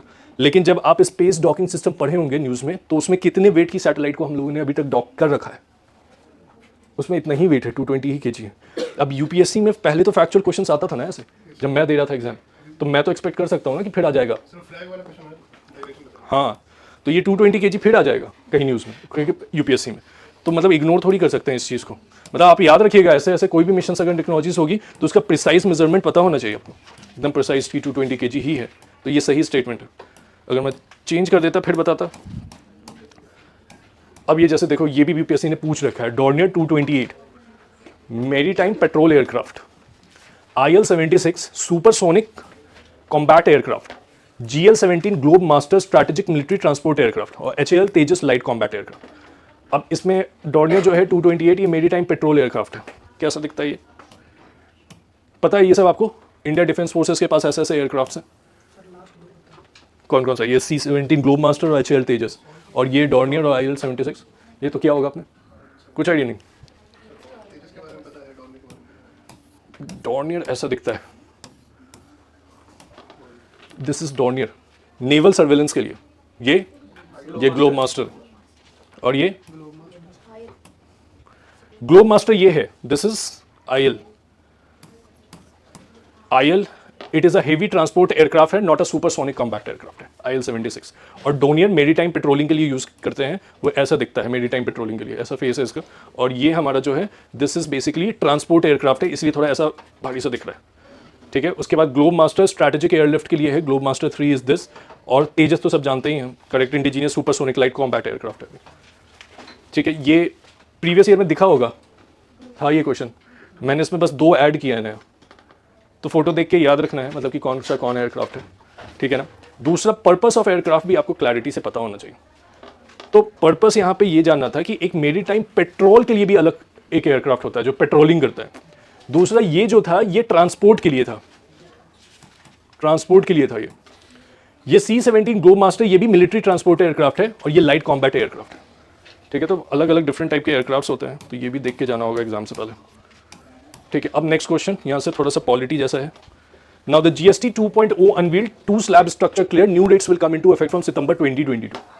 तो अब कितने स्लैब्स हो गए हमारे पास टोटल? 4 स्लैब्स है। कौन कौन? 18% और 40%, ठीक है ना। तो ये देखो, ये जो बताया अभी हमारा स्लैब, इसमें goods and service tax council in its 56th meeting Wednesday lower down 10 घंटे की मीटिंग हुई, उसमें 8 year old indirect tax regime has effectively पे 5%, 18%, डीमेरिट के लिए 40% and only for the super luxury के लिए यूज करेंगे 5% और 18% स्लैब है, 0% और 40% को, मतलब हाँ नहीं 4 फिर 4 कहेंगे, ये तो 4 ही स्लैब रेट कहेंगे उसे, 2 नहीं बोलेंगे। यहाँ पे 2 स्लैब रेट लिखा हुआ है क्योंकि मतलब स्लैब को रिफॉर्म किया गया है, तो दैट्स व्हाई। हाँ, वैसे क्वेश्चन आएगा नहीं इस टाइप का, ठीक है ना। क्वेश्चन जो आएगा उसमें स्लैब का बस परसेंटेज पूछा रहेगा। 4 ही स्लैब है, 0 से लेके 40% तक। तो अब जैसे इसमें देखो इसमें टेक्निकली जो ध्यान देने वाला चीज़ ये था कि इस न्यूज़ के बाद पूरा का पूरा पेपर कम से कम 2 दिन तक भरा हुआ था थैंक यू मोदी जी करके। उसमें ये लिखा हुआ था कि आपने बहुत बड़ा रिफॉर्म ले लिया ऐसा, जो अब तक नहीं हो पाया। तो ऐसा कुछ डिफरेंस तो मुझे नहीं लगा कि ऐसा कुछ कर देगा, क्रिएट कर देगा वो, बट ठीक है, let's go ahead now with reference to the goods and service tax consider the following statement. GST council is chaired by prime minister of India and established under article 279। तो मैंने question slab तो हम लोग already एक बार discuss कर चुके हैं last session में, ठीक है। स्लैब्स का रेट मैंने बताया था कि प्रीवियस स्लैब रेट क्या है और करंट स्लैब रेट अब क्या है। तो यूपीएससी में पहले एक बार क्वेश्चन आ चुका है स्लैब रेट पे 2018 में।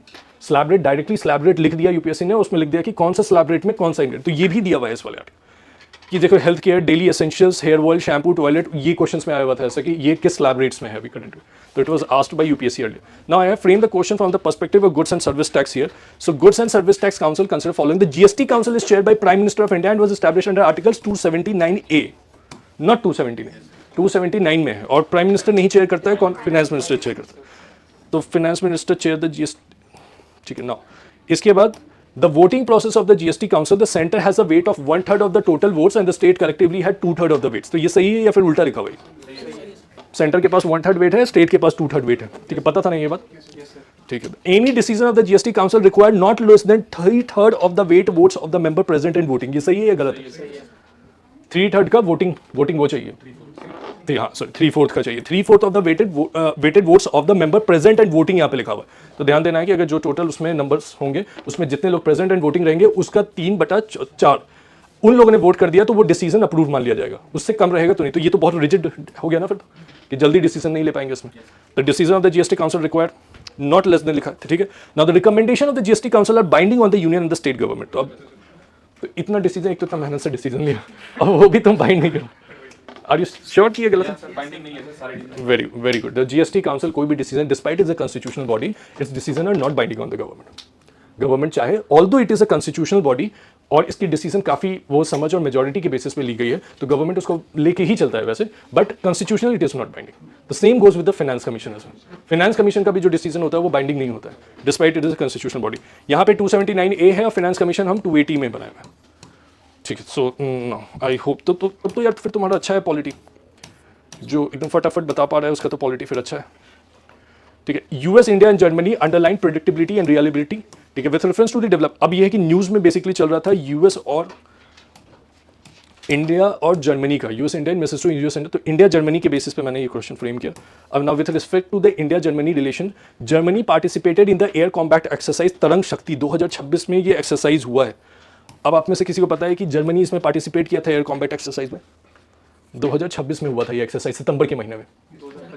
हाँ सॉरी 25 में हुआ था, अभी होने वाला है, ठीक है। 25 में हुआ था ये, सितंबर के महीने में। तो इसमें जर्मनी ने पार्टिसिपेट किया था, ऐसा ये क्वेश्चन कह रहा है। अ ग्लोबल कैपेबिलिटी सेंटर, ये कंटिन्यूसली न्यूज में चल रहा था अक्टूबर के महीने में। Global capability centre of German semiconductor company Infineon has opened in gift city, deep in cooperation in semiconductor ecosystem. ये पढ़ा था न्यूज में, है आइडिया कुछ? कोई आइडिया नहीं, ठीक है। तो ये भी सही है, ये global capability centre of German semiconductor company Infineon ने मिलकर बनाया है इंडिया के साथ, गिफ्ट सिटी के अंदर। दूसरा, तरंग शक्ति में भी जर्मनी ने पार्ट लिया था उस टाइम पे। और तीसरा, India and Germany have reform their support for India middle east Europe economic corridor, जो हम लोग एक बार कर चुके हैं, ठीक है ना। India middle east Europe economic corridor we have already studied, ठीक है। एक बार फिर से मैप प्रैक्टिस जब करेंगे तो उसमें फिर से सारे के सारे IMEC सारे का सारा फिर से प्रैक्टिस करेंगे, जितने भी मैप्स में हम लोग ने देखा, ठीक है। चाबहार पोर्ट से लेके अशगाबत एग्रीमेंट से लेके वहाँ पे international north south transport corridor, फिर ये हमारा ये वाला जो कॉरिडोर है कहाँ गया, India middle east Europe economic corridor, ये सारा। तो we will do it all in the last, जब हम लोग कंक्लूड करेंगे इस साल का करंट अफेयर्स, तो we will do the revision of this particularly for the places in news और जितना भी ये है, ठीक है। तो ये सही, आप आई होप तीनों करेक्ट था ना? आई होप कि आप पकड़ते जा रहे होंगे। Now, the Collegium recommends new Chief Justice for the 3 High Court. Now, the question I have framed with respect to the appointment of the judges in the High Court and not for the Supreme Court. तो इसको ध्यान में देना है कि with reference to the appointment of Chief Justice of High Court in India, consider the following statement. ठीक है, तो Chief Justice High Court का Chief Justice और Supreme Court का Chief Justice का प्रोसीजर सेम नहीं है। पता था ये बात? दोनों का प्रोसीजर अलग अलग है अपॉइंटमेंट का। अब आप यहां से प्रोसीजर को कंपेयर करके निकालने की कोशिश करते हैं. Appointment of the chief justice of the high court is made by the president under article 217 of the constitution of India. अगर मुझे सुप्रीम कोर्ट का जज अपॉइंट करना है तो किस आर्टिकल के अंदर अपॉइंट होगा? कुछ आइडिया नहीं. आर्टिकल तो पता होना चाहिए. 124. Very good. 217 के अंदर अपॉइंट होगा chief justice of the high court.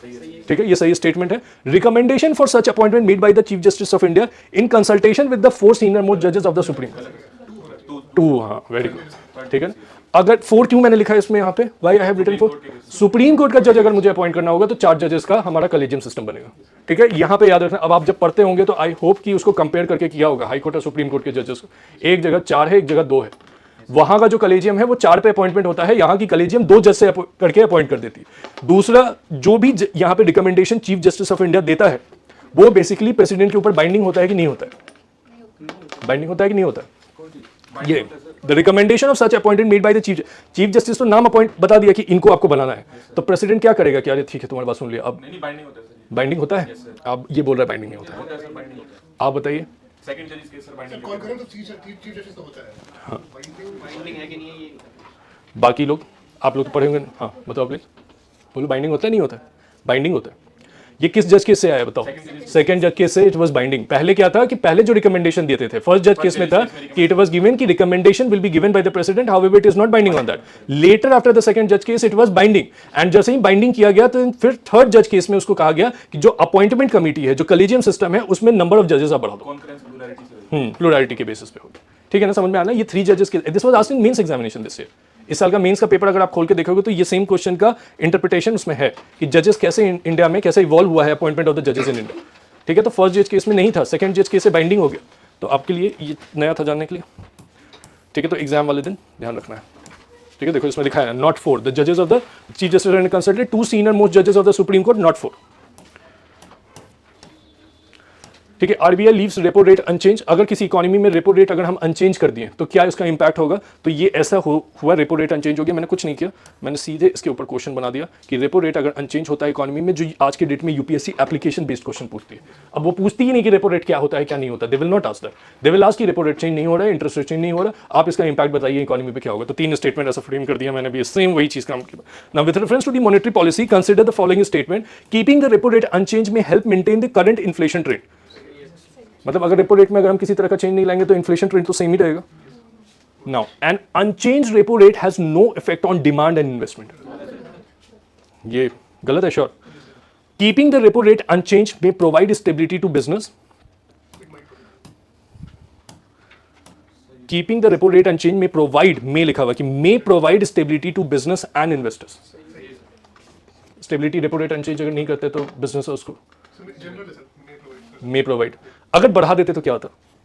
तो दिक्कत आती है ना लोन्स वगैरह का, इन्वेस्टमेंट का. इंटरेस्ट, अगर रेपो रेट इंटरेस्ट रेट आपने बढ़ा दिया तो जाहिर सी बात है लोन महंगा हो जाएगा, इन्वेस्टमेंट और बिजनेस बिजनेस में तो हेल्प होगा. रेपो रेट अगर चेंज कर देंगे तो भी स्टेबिलिटी में चेंज आ सकती है कि नहीं. ठीक, ऑलराइट. आप सब समझ रहे हैं ना क्वेश्चन? ठीक, ऑलराइट. ठीक है, now next question. Indian ocean mineral exploration project बहुत काम का है. इसमें देखो एक कार्लसबर्ग रिज है. आप इस क्वेश्चन के बगल में लिख लो कार्लसबर्ग रिज. न्यूज में आपको दिखा था इस मैप में. कार्लसबर्ग रिज पे इंडिया को अभी रिसेंटली इंटरनेशनल सीबेड अथॉरिटी ने मिनरल एक्सप्लोर करने का राइट दे दिया है. ठीक है, अब सवाल है, क्वेश्चन है कि ये कार्लसबर्ग रिज जैसे मिड अटलांटिक रिज होता है, आपने जब पढ़ा होगा प्लेट टेक्टोनिक थ्योरी तो उसमें मिड अटलांटिक रिज का कंसेप्ट पढ़ा होगा कि मिड अटलांटिक रिज पे क्या होता है, व्हाट हैपेंस, प्लेट्स डाइवर्जेंस. ठीक है, डाइवर्जेंट बाउंड्री कन्वर्जेंट बाउंड्री का कंसेप्ट पढ़ा था. कन्वर्जेंट बाउंड्री पे प्लेट डिस्ट्रक्ट होता है, न्यू क्रस्ट डाइवर्जेंट बाउंड्री पे बनता है. तो ये रिज है हमारा. ठीक है, इसी रिज पे हमें राइट मिल गया है पॉलीमेटालिक सल्फाइड को एक्सप्लोर करने का. इस राइट को इंटरनेशनल सीबेड अथॉरिटी ने दिया है. पर्टिकुलरली जियोलॉजी के कंसेप्ट में इसको एक्सप्लेन में आया है ये इंडियन एक्सप्रेस में. तो we can expect 1 question from this area in the UPSC examination this year. African plate और इंडियन प्लेट से हाँ उसके बीच में. हाँ, अभी देखो इसमें देखते हैं कि गोवा बेस्ड, हाँ यहाँ पे India the last week sign a contract with the international seabed authority for exclusive right to explore the polymetallic sulphide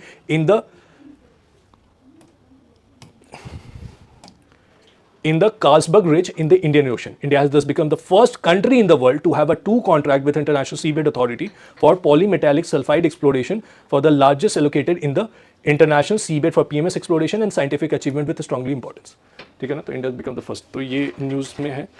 Now, what is the significance of Carlsberg Ridge? The Carlsberg Ridge is a major segment of mid-ocean ridge system in the Indian Ocean formed by the seafloor spreading between Indian plates and Somali plates. Indian plates and Somali plates के बीच में, ठीक है, तो ये Somali reason और ये हमारा this. अब ये रिज तो याद रखना है आपको. दूसरा, how is PMS exploration different from the other under water mineral exploration, ये भी ध्यान रखना है कि exploration of the polymetallic sulfide is technically more challenging than the deep sea mineral investigation. PMS deposits are concentrated near hydrothermal vent system along the mid-oceanic ridge, whereas seabed is composed of hard, highly complex and uneven rocky terrain depth इतना. They are generally located in some of the remotest area of the planet. तो आपको समझ में आया जो traditional format है उससे थोड़ा डिफरेंट है. अब नाउ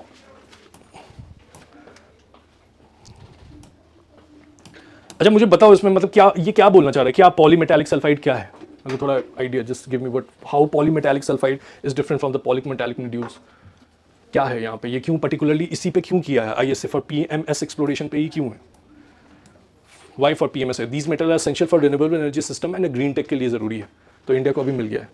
एक मतलब सल्फाइड नहीं, बहुत सारे मिनरल्स होते हैं सी बेड पे. कॉपर मिलता है, सल्फर मिलता है, जिंक मिलता है, लेकिन टारगेट हम पॉलीमेटालिक सल्फाइड्स के लिए अभी कर रहे हैं, ठीक है ना. और पॉलीमेटालिक सल्फाइड इसने अभी बोला कि how is PMS exploration different from the under water, तो ये ऐसे रीजन में ही मिल रहा है पॉलीमेटालिक सल्फाइड. और इंडिया को अभी इंटरनेशनल सीबेड अथॉरिटी ने दिया है. The first country have to contract with the ISA for PMS exploration. अब चलो मान लो इंटरनेशनल सीबेड अथॉरिटी ने इसको दे दिया, अब ये किस गवर्नमेंट की, किस ऑर्गेनाइजेशन, किस मिनिस्ट्री का काम है अब जाके एक्सप्लोरेशन करना. Which ministry will be see, ministry of environment forest climate change करेगा. मिनरल क्या है ना, ये तो मिनरल को करना चाहिए ना. हमारे पास मिनिस्ट्री ऑफ माइंस है ऐसा करके कोई, ट्रेडिशनल माइनिंग नहीं है, तो मिनिस्ट्री ऑफ अर्थ साइंस करेगा यहाँ पे. Very good. Now with reference to the polymetallic sulfide recently seen in news, polymetallic sulfides are mineral deposits found on the ocean floor rich in metals such as copper, zinc, lead, gold and silver. Poly के लिए multiple metal sulfides.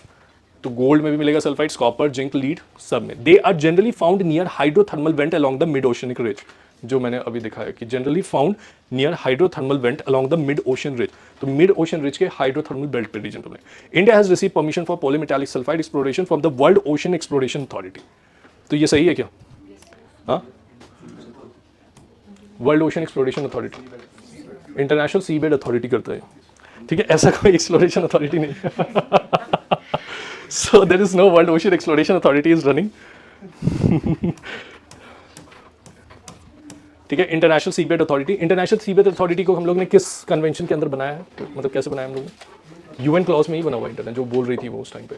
It is establish under the UN clause rules, ठीक है. अब now for overseas awareness campaign safety nets as a digital arrest tightens up. मैंने इस पे question, इस पूरे आर्टिकल को पढ़ के इसका जो 2 थीम निकल के आया है उसके ऊपर मैंने ये क्वेश्चन फ्रेम कर दिया डिजिटल अरेस्ट के ऊपर. तो डिजिटल अरेस्ट, आई होप आप लोग सब अब तक कॉल तो एक बार आ ही गया होगा डिजिटल अरेस्ट का सबको. हाँ, मुझे 2 बार कॉल आ गया डिजिटल अरेस्ट का अब तक. और डिजिटल अरेस्ट में दे आर आस्किंग, मुझे वो तो सीधे बोल रहा था कि मुंबई से आपका एक पार्सल चला गया है and is reaching to Iran. आपको वो पार्सल पे आपका पैन कार्ड और आपका आधार कार्ड सब कुछ उसमें मेंशन है. आप उस पार्सल में ड्रग्स मिला है, ऐसा डायरेक्टली मुझे बोला कि उस पार्सल से ड्रग्स मिला है, ये मिला है. तो मैं तुरंत थोड़ी देर तो पहले मैं सोचा कि मैंने मुंबई पार्सल भेजा कब था. उसके बाद कह रहा है कि उसमें से ड्रग्स मिला है और इससे पहले कि नार्कोटिक्स आएगा उस पर कंप्लेन लॉन्च होगा, आप बताइए कि आपको क्या करना है. तो मतलब इतना फॉर्मली उसने इतना अच्छे से मुझे बताया कि मुझे यकीन होने लगा कि वाकई में मैंने भेजा है कभी शायद. तो इट वाज थोड़ी देर तक मुझे ऐसे बताते एंड ही वाज लाइक कि अब वो ऐसा होगा वो होगा. तो मुझे थोड़ी देर के बाद मैंने उससे पूछा कि जिस उस पार्सल के ऊपर जो मेरा आधार कार्ड या पैन कार्ड जो भी दिख रहा है उसका प्लीज़ नंबर देख के बताओ. तो बोला कि सर वो अंदर है आधार कार्ड. मैंने कहा कि अब तुम मेरे से मजाक कर रहे हो. मैंने देना शुरू किया गाली उसको. तुरंत आई वाज स्टार्टेड कि क्या मतलब मजाक है यार, मैं काम कर रहा हूँ तो मेरा दिमाग डिस्टर्ब कर रहे हो कि कौन parcel. And it is not new, everybody is getting digital arrest. बहुत लोग, सबको आया होगा अब तक तो आ जाना चाहिए. और एकदम मतलब आप नोएडा में there is a doctor family, she got panicked and she put, कितना पैसा उसने दे दिया उतने पूरे शाम तक के डिजिटल अरेस्ट में. She started paying money for it कि हाँ ये करना है वो करना. न्यूज़ में चल रहा है. तो गवर्नमेंट ऑफ इंडिया ने इस डिजिटल अरेस्ट को सीरियसली ले लिया है कि रिसेंटली कि digital arrest refers to the cyber fraud where scammer impersonate law enforcement officers. जैसे अभी रिसेंटली उसमें नहीं आता कि डिजिटल अरेस्ट में क्या होता है कि कैमरा पे लेके आपको बताया जाएगा कि हाई कोर्ट का जज है या फिर कमिश्नर है. ये कमिश्नर से आपकी बात कराई जाएगी, डायरेक्टली आप कमिश्नर से कनेक्ट करो और वो प्रॉपर ड्रेस्ड रहेगा कमिश्नर के उसमें. अगर तुम पूरी तरह से देखोगे तो he will be dressed and he will talk to you कि हाँ ऐसा ऐसा आपके साथ हो गया. तो वो तो ये पूरा वो है, there is a specific legal provision in India that recognise the authorities and digital arrest as a legitimate enforcement procedure. तो इसके लिए है क्या अभी हमारे पास डिजिटल अरेस्ट? स्पेसिफिक प्रोसीजर नहीं बना हुआ है अभी किसी भी लॉ में, इसको टैकल करने के लिए कोई प्रोसीजर नहीं है। इसी पे काम हो रहा है, गवर्नमेंट ऑफ इंडिया इसी पे काम कर रही है, ठीक है ना। तो अभी रिसेंटली जो काम चल रहा है कि home ministry recently met senior police officer across the state terming the digital arrest scam as a national threat and the late 2025 set a high level committee to promote service. तो बकायदा इसका procedure बनाया जाएगा, law बनाया जाएगा, जो करते हुए पाया गया उसका फिर हो गया, ठीक है। तो ये बड़ा इजी सा क्वेश्चन था, आप लोग एग्जाम में इस इजी क्वेश्चन पे कंफ्यूज मत कीजिएगा कि ये स्पेसिफिक लीगल प्रोविजन अभी इंडियन लॉ में नहीं है डिजिटल अरेस्ट को लेकर, ठीक है। ये पूरा आर्टिकल उसी के ऊपर बेस्ड था, ठीक है। अब देख, रगासा नाम का एक टाइफून साइक्लोन आया है चाइना में, तो मैंने इस पर एक बहुत ही इजी सा क्वेश्चन बनाया है कि with reference to the super cyclone Ragasa recently seen in news, तो tropical cyclone such as Ragasa are formed over the ocean water due to rising warm air moist air that creates low pressure system. तो I hope कि cyclone का सबको understanding होगा, एक low pressure होता है और हाई प्रेशर होता है उसके चारों तरफ। Around the low pressure the air start flowing in to it, but due to Coriolis force they start revolving and this result into the rotation of the cyclone and the formation of the cyclones technically. So the moment start वो flow करना शुरू करता है, अगर Coriolis impact नहीं होता तो ये air आके इसको भर देता है and it will be formed. लेकिन reason क्या होता है कि because of the Coriolis impact it start revolving and ऐसा cyclone आपको ऊपर से ऐसा करके दिखना शुरू हो जाएगा and this is the eye of that. Now this cyclone when get embedded into the jet stream start flowing into the different directions. जैसे अगर जेट स्ट्रीम से इम्बेड होने के बाद जैसे साइक्लोन्स क्या होता है, किसी विंड सिस्टम से इम्बेड होने के बाद लैंडफॉल होना शुरू हो, मतलब किसी और जगह जाने लगे। So this kind of western disturbance because of that we are having rainfall in the winter month is a kind of cyclone technically. वो भी एक साइक्लोन है, वो साइक्लोन बना है टेम्परेट रीजन में, वो वाटर कैरी किया है मेडिटेरेनियन पर्शियन रीजन से और वो आके यहाँ पे बारिश कर रहा है। तो that is basically cyclone. Now ये कह रहा है कि tropical cyclone such as Ragasa formed over the ocean water due to rising water moist air creates a low pressure system. Super typhoon Ragasa were formed in the Arabian sea near the coast of Oman. तो ये factual है बहुत ज़्यादा। ये कहाँ पे आया है? चाइना में। तो ये तो फैक्चुअल क्वेश्चन था। सर टाइफून को इधर नहीं बोलते हैं, पर्शियन। हाँ, तो इससे अगर जो पकड़ लिया वो अच्छी बात है। जिसने इस बात को ऐसे पकड़ लिया, टाइफून चाइना में बोलते हैं। अगर जिसने ये नहीं पकड़ पाया तो वो साइक्लोन के टाइप्स हैं, जैसे विली विलीज ऑस्ट्रेलिया में बोलते हैं, टाइफून हम उसे चाइना बोलते हैं। इस चीज़ को पढ़ने के लिए आपको जीसी लियोन की किताब पढ़नी पड़ेगी। Now going ahead with it, green skill training for the student first in the country. India में अभी ग्रीन स्किल ट्रेनिंग चल रहा है। किसी को पता है ग्रीन स्किल ट्रेनिंग के बारे में? क्या होता है ग्रीन स्किल ट्रेनिंग के अंदर? कुछ आइडिया है what is green skill training? तो green skill training in India consider the following. So the green skill training programme in India is being implemented under UNEP programme. इसी के अंदर कर रहा है, यूएनईपी के अंदर कर रहा है। किसके अंदर कर रहा है फिर? कुछ आइडिया है इसके बारे में? कोई आइडिया नहीं? यूएनईपी के अंदर करना तो कहीं सिस्टम नहीं देता, पता ही नहीं चलता। यूनिसेफ कर रहा है इंडिया में, ठीक है, ग्रीन स्किल ट्रेनिंग। तो इसको नोट डाउन कर लो। आपने पढ़ा था ये ग्रीन स्किल ट्रेनिंग? कुछ आइडिया है आपको ग्रीन नहीं? अभी देखिए न्यूज़ में ये इसलिए चल रहा था, बहुत ही यूनिक भी था, तो इसलिए मैंने क्वेश्चन बना दिया। Green skill training Wayanad district Kerala में पहली बार फर्स्ट डिस्ट्रिक्ट में इंट्रोड्यूस किया गया ग्रीन स्किल ट्रेनिंग, ठीक है। इसमें क्या है, the training focuses on area such as energy management, waste management, renewable energy and sustainable agriculture पे फोकस किया जाएगा, ठीक है। इंडिया का पहला डिस्ट्रिक्ट है वायनाड केरला, जहाँ पे ग्रीन स्किल ट्रेनिंग चल रही है, और इसको यूएनईपी नहीं कर रहा है, यूनिसेफ कर रहा है, ठीक है। It is done by UNICEF and not UNEP. ऐसा क्वेश्चन आ जाता है एग्जाम में, इसलिए मैंने डाल दिया। देखो अभी एटलीस्ट एक फ़ायदा तो यहाँ से ये हुआ कि अगर आपने कहीं नहीं पढ़ा होगा ग्रीन स्किल ट्रेनिंग और छूट गया होगा कहीं आपके आग से, तो याद रखिएगा वायनाड में पहला डिस्ट्रिक्ट इंडिया का जहाँ पे ग्रीन स्किल ट्रेनिंग की जा रही है अभी, ठीक है। Centre panel gives note to the access of impact of rock phosphate mines on bustard habitat. फिर से ये आ गया, ये पहले भी हम लोगों ने डिस्कस किया था कि इंसान और बस्टर्ड के बीच में प्रॉब्लम चल रहा है। हम लोग जैसे राजस्थान के ड्राइड और एरिड रीजन में जो पावर सेटअप बनाते हैं, ट्रांसमिशन लाइन बनाते हैं, उसकी वजह से bustards are basically dying. So the proposed mining lease area falls within the potential GIB conservation, great Indian western जो। तो इन लोगों को कुछ नहीं करना, रॉक फॉस्फेट करना है। इससे पहले क्या हुआ, अप्रेजल कमेटी ने पूछा कि अगर आपको माइनिंग करना है तो इसका इन्वायरमेंट इंपैक्ट असेसमेंट बताइए मुझे कि इसका इंपैक्ट क्या आएगा ग्रेट इंडियन बस्टर्ड के हैबिटेट पे। तो I have frame the question on now great Indian bustard habitat, ठीक है। अब with reference to great Indian bustard consider the following statement. It is primarily found in the Thar desert region of the Rajasthan. यहाँ पे keyword यहाँ पे लिखा हुआ है प्राइमरली फाउंड, तो ये सही है, थार डेजर्ट रीजन। अब it is listed as a critically endangered into the IUCN red list, critically endangered है। अब ये बताओ, it has been included in the appendix 1 of the conservation of convention on migratory species, that is Bonn convention. है क्या appendix 1 में? है या नहीं है? ग्रेट इंडियन बस्टर्ड माइग्रेटरी है कि नहीं? सबसे पहला सवाल ये, माइग्रेटरी है? आपको क्या लगता है माइग्रेटरी है या नहीं है? बहुत हैवी है ना। तो लोकल माइग्रेशन तो करता है, लोकल माइग्रेशन करता है। जैसे कि आप ये न्यूज़ में न्यूज में चल रहा है कि इंडिया पाकिस्तान का जो बॉर्डर है ना, वो राजस्थान में क्रॉस करता रहता है great Indian western. Local level पे माइग्रेशन करता है, प्लानिटरी माइग्रेशन नहीं है उसका। मैंने एक बार बताया था, याद है? लोकल, अच्छा मैं जानबूझ के मैंने ये क्वेश्चन रखा कि आप सो लोकल लेवल पे migration it will do, but it can not able to do the planetary migration. Who are the planetary migratory birds? Sir franklins होते हैं। कौन कौन प्लानिटरी माइग्रेटरी जो प्लैनेट में एक कॉन्टिनेंट से दूसरे continent, Siberian birds, cranes, these are, ठीक है? तो ये याद रखना है, the moment it is a migratory bird it will be protected under the Bonn convention, migratory bird species convention. तो ये करेक्ट स्टेटमेंट है। जब एलिफेंट माइग्रेट कर सकता है इतना हैवी होके, तो ये तो फिर भी चिड़िया है, ठीक है? इसलिए I have particularly made this question, I was in mind.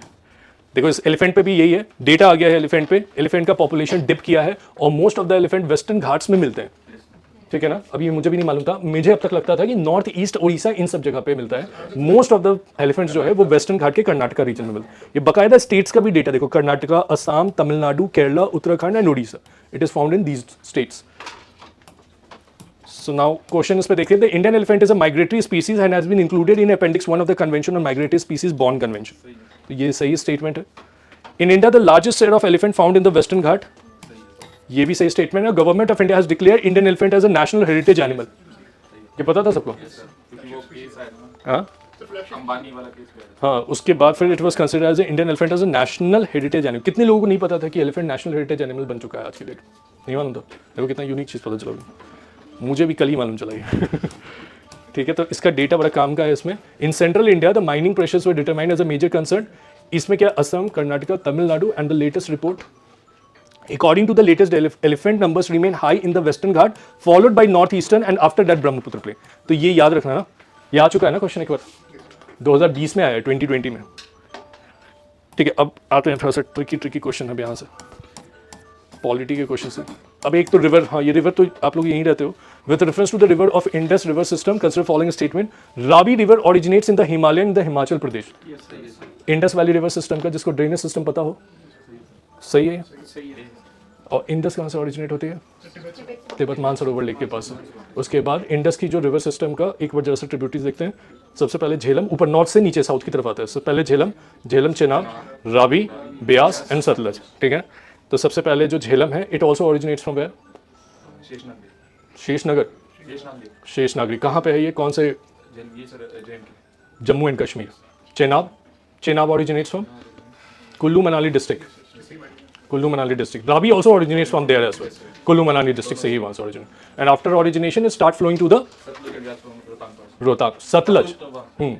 And Beas, Satluj originate from Mansarovar Lake. It enters into India through Shipkila Pass.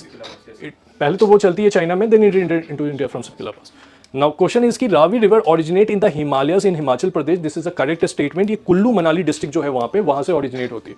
Kullu Manali district पे कौन सा माउंटेन सिस्टम है? It lies onto the eastern Himalaya or western Himalayas? नहीं, eastern Himalaya बोल रहा हूँ मैं। It lies into the Dhauladhar range और पीर पंजाल रेंज।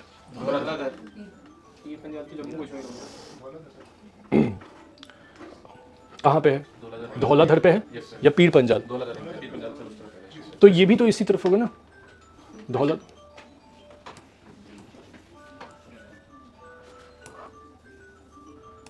ठीक है, तो जैसे यहाँ जम्मू कश्मीर, यहाँ हिमाचल और नीचे देहरादून, मतलब ये उत्तराखंड।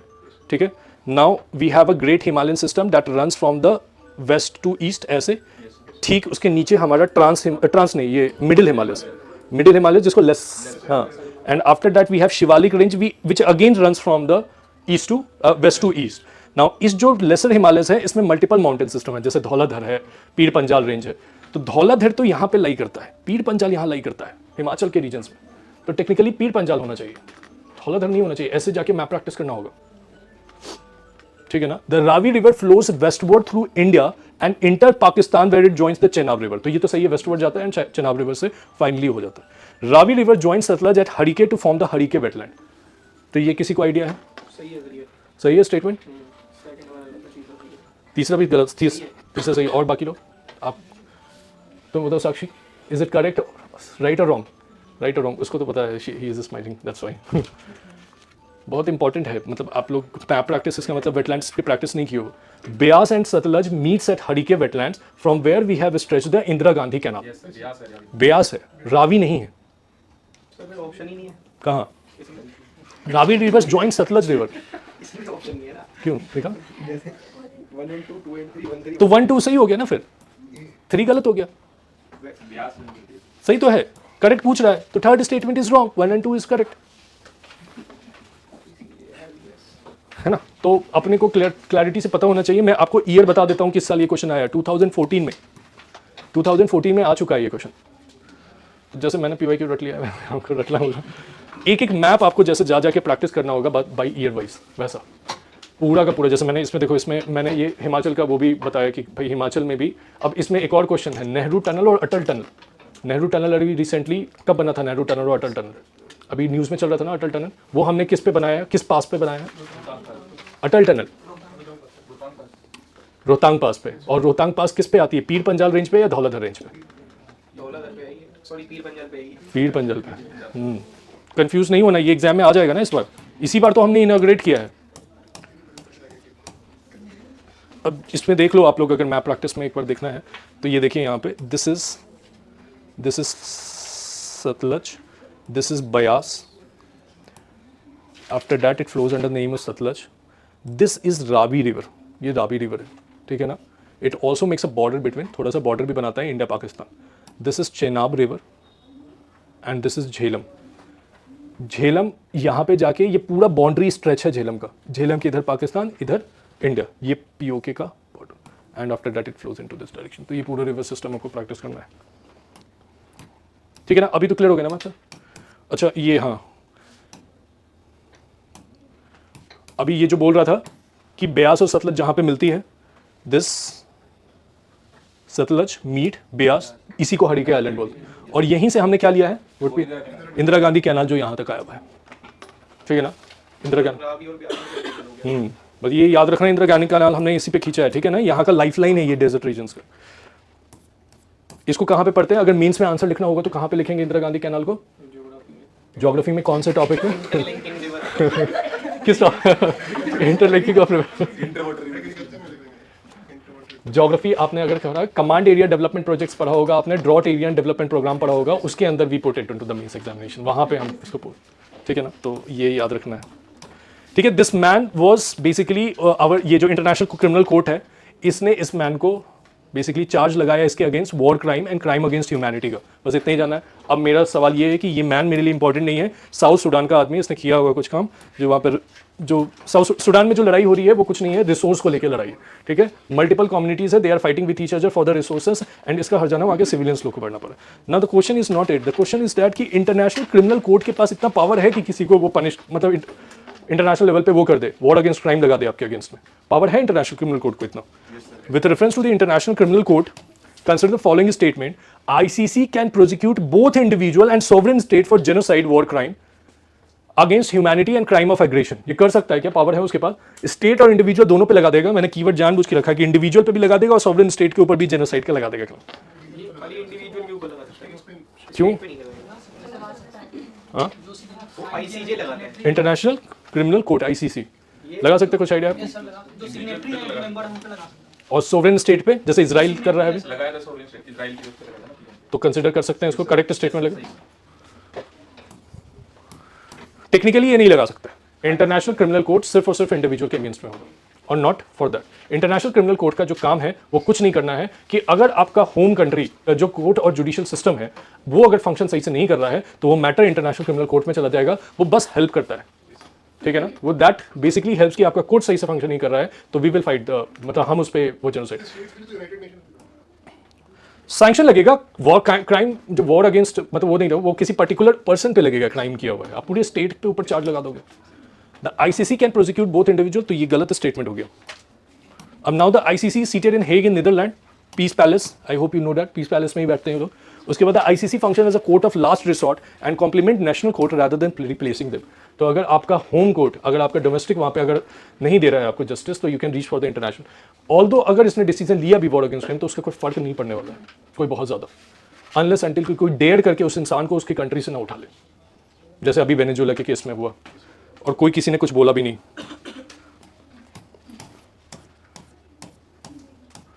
ठीक है, ये क्वेश्चन एक इंपॉर्टेंट क्वेश्चन है। PNGRB proposes LPG interoperability among the fuels। मैं इसके PYQ पे इस पे क्वेश्चन फ्रेम है। अब आप में से मुझे एक भी बताइए कि with reference to the petroleum and natural gas regulatory board consider the following activities. तो इसका first statement production of crude oil. मैं एक बेसिक कंसेप्ट बता देता हूँ। मोस्टली जो रेगुलेटरी बॉडीज होती है, रेगुलेटरी बॉडीज अगर आपने यूपीएससी का सिलेबस में पढ़ा होगा और मेंस की आंसर रेटिंग की होगी, तो रेगुलेटरी बॉडीज का जो मेन फंक्शन होता है वो बेसिकली होता है रेगुलेट करना in the interest of the consumer. Consumer के इंटरेस्ट में रेगुलेट करना। जैसे सेबी हो गया, सेबी क्या करता है, कैपिटल मार्केट को रेगुलेट करता है कंज्यूमर के इंटरेस्ट को ध्यान में देते हुए। तो यहाँ पे भी जो petroleum and natural gas regulatory board है, अगर मैं बस रेगुलेटरी बॉडी का एसेंस भी जानूं और इस चीज को पूरी तरह से नहीं जानूं तो भी इसको सही बना सकते एग्जाम वाले दिन। मतलब मुझे नहीं पता पेट्रोलियम नेट की ये क्या चीज है, क्या बॉडी है, but I know the essence of a regulatory body. It protects the interest of the consumer particularly and regulate the market where the consumer is basically inclined. अब इसमें क्या है कि प्रोडक्शन ऑफ क्रूड ऑयल, तो petroleum natural gas regulatory board का क्या काम है? प्रोडक्शन। ये तो इकोनॉमिक कंसेप्ट है ना, this is a economic concept, production. समझ में आ रहा है? अब मैं प्रोडक्शन में ये इन्वॉल्व क्यों होगा? प्रोडक्शन का काम किसका होता है इकोनॉमिक कंसेप्ट में? कि कॉस्ट ऑफ प्रोडक्ट मतलब कॉस्ट ऑफ इनपुट्स क्या है, कितनी टेक्नोलॉजीज है, क्या है, इसके बेसिस पे डिपेंड रहेगा। We should not be involving into the market. तो टेक्निकली ये सिर्फ ये और ये फंक्शन करेगा, रिफाइनिंग स्टोरेज ऑफ पेट्रोलियम करेगा और marketing and sale of petroleum product को ही रेगुलेट बेसिकली करेगा। ना नेचुरल गैस के प्रोडक्शन से इसको कोई लेना देना है, ना प्रोडक्शन ऑफ क्रूड ऑयल से इसको कोई लेना देना। It will be more into economic concept. This is the both of economic concept. This is a regulating concept. ठीक है ना? ये सब शायद आप सीख गए हो। तो साक्षी, aware regarding to this? अब लास्ट डेमोग्राफिक डिविडेंड, इसके बाद फिर पॉलिटी का 2 मिनट डिस्कशन करेंगे। Very interesting question I framed onto it. Demographic dividend I hope सबको पता है। इसमें से कौन लग रहा है कि बेस्ट डेमोग्राफिक डिविडेंड का explanation? The situation where the country total population declines, reducing pressure on the resources and increasing per capita income. यही होता है ना डेमोग्राफिक डिविडेंड। दूसरा क्या है? Economic growth potential that arises when the proportion of working age population is higher than the dependent population. तो best example तो इसका यही। ठीक है, now going ahead, last question है regarding to the tiger reserves. Demographic dividend में I hope कि आपको पता 15 से 64 साल होता है। 15 से 59 कितना होगा? 15 से वर्किंग एज पॉपुलेशन। ये करेक्ट लिखा है या गलत लिखा है? क्या नहीं मन गलत है ये 15 टू। अब ये भी डिपेंड करता है यार कंट्रीज टू कंट्रीज, कौन कंट्रीज उसको कैसे लेती है। हो सकता है इंडिया में 15 टू 59 लिया जा रहा हो, अदर नेशन में 15 टू 64 65 लिया जा रहा हो, तो दैट वेरीज। जैसे एक बहुत इंटरेस्टिंग इसमें है, do you know that carbon dioxide is actually not a pollutant, it is a green house gas, but some country consider carbon dioxide as a pollutant as well. तो ये भी depend करता है कि कौन सी कंट्री उसको कैसे देख रही है। Now last question regarding to the current affairs.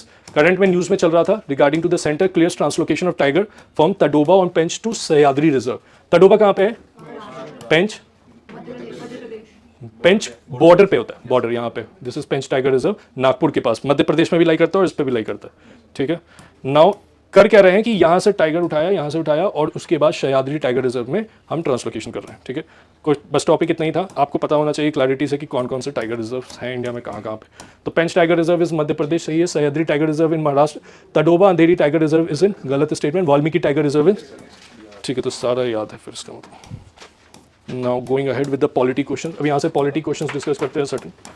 ठीक है, with reference to the ordinance making power in India consider the following statement. An ordinance can amend और repeal any existing central act. Ordinance president has power to promulgate ordinance under article 123. So ordinance can amend or repeal any of the central act. The ordinance has the same effect and power, force similar to the parliamentary legislation. ये तो सबको पता है। Ordinance को निकालने का क्या criteria, मतलब क्या कंडीशंस होना चाहिए कि when the president is both of the sessions of the parliament should not, मतलब both of the house of the parliament should not be into the session on any merger. If any of the house is in session, तो क्या हम promulgate कर सकते हैं ordinance? दोनों हो, क्योंकि लेजिस्लेशन के लिए तो मुझे दोनों हाउस की जरूरत है। Now the second is that कि an ordinance can abridge or make void any provision of the constitution of India, कर सकता है। Ordinance has the same effect as of the ordinary legislation. It has no effect as of the constitutional laws, right? Constitutional law constitutional law के लिए क्या करना पड़ेगा? Article 368. So in order to amend or repeal any constitutional provision, you cannot do it by the ordinance format. Ordinance is similar to ordinary legislation which parliament, it is a substitute kind of mechanism. ठीक है ना, तो ये नहीं कर सकता। Article 368 के ही अंदर किसी भी प्रोविजन को हटाया जाएगा। ठीक है, now an ordinance can come into effect from the back date, retrospective effect होता है हमारा ऑर्डिनरी लेजिस्लेशन का, तो ये भी हो जाएगा। अब मुझे ये बताओ, ये जब क्वेश्चन इतना आसान है तो इतनी गलतियां क्यों हो गई पिछले साल, या यहाँ बैठ के करने में इतना आसान लग रहा है? The lot of people had made mistake into this question. I have only change here fundamental rights को हटा के मैंने एनी प्रोविजन लिख दिया। अब लेट्स सपोज जैसे आर्टिकल 1, आर्टिकल 2 और 3 आपने कॉन्स्टिट्यूशन का पढ़ा है, that article 2 and 3 talks about formation of a new state. However whenever we form the new states, उसके लिए हमें कोई कॉन्स्टिट्यूशन के अमेंड करने की जरूरत नहीं पड़ती है, ठीक है ना? हाँ, प्रायर कंसल्टेशन ऑफ प्रेसिडेंट चाहिए। मतलब फॉर्मेशन ऑफ न्यू स्टेट्स और making change in the name of the new states will be consider as a normal legislation and not as a constitutional amendment, ठीक है? तो कॉन्स्टिट्यूशन में तो change आया, तो क्या हम स्टेट ऑर्डिनेंस से बना देंगे, क्या नया नाम रख देंगे ऑर्डिनेंस के फॉर्मेट में? पर कॉन्स्टिट्यूशनली वो पावर है या नहीं है, ऐसा अभी तुम बोले थे थोड़ी देर पहले कि अगर मुझे कोई लॉ लेके आना है regarding to the change of a state or creation of new state, prior consultation of president is required. The president will also send that law or a bill to the state legislature for the advisory. तो ordinance में तो ये सब possible ही नहीं है ना, तो ordinance से नहीं हो सकता, ठीक है ना? तो एग्जाम वाले दिन याद रखना है कि ordinance is a substitute for ordinary legislation and not for the constitutional legislation. तो एग्जाम वाले दिन क्यों गलती हुआ लोगों से, I don't understand. बहुत बेसिक सा क्वेश्चन था, मेरे नजर में ये सिटर क्वेश्चन है, फिर भी लोगों ने गलत कर दिया इस क्वेश्चन को। मतलब मेरी मेंटरशिप में लोगों ने, बहुत सारे लोगों ने गलत किया पिछले साल, and that should not B, सब अनएक्सेप्टेबल। सिटर क्वेश्चन आपका गलत हो गया तो आप भूल जाइए, फिर एग्जाम निकलेगा बहुत मुश्किल हो जाएगा फिर, ठीक है ना? With reference to the formation और organisation of states in India, consider following statement. ये भी बहुत ट्रिकी क्वेश्चन है यूपीएससी। इसमें कह रहा है कि Arunachal Pradesh, its capital is named after the historic fort and the state has 2 national park. तो अरुणाचल प्रदेश का जो कैपिटल है वो ईटानगर है और वो फोर्ट के ही नाम पे रखा है हमने। And the state has 2 national park. कौन कौन सा नेशनल पार्क है इसके पास? Mouling and Namdapha national park. Now trick question में यहाँ पे नहीं है, अगर यहाँ से कोई डर गया ये क्वेश्चन देख के और आगे नहीं किया, तो बहुत बेसिक सा था, Nagaland the state was created on the basis of constitutional amendment act. Article 2 and article 3 itself says, मतलब लोग जो पॉलिटी पढ़ा रहे हैं वो कंफ्यूज हो जा रहे हैं ये चीज बताने में। I have seen a last video immediately after the paper, लोगों ने अपना वीडियोस निकाला और वो कंफ्यूज है, ये नहीं बता पा रहे थे। Article 2 and article 3 itself says कि एनी स्टेट क्रिएशन और formation will not be consider as a constitutional amendment.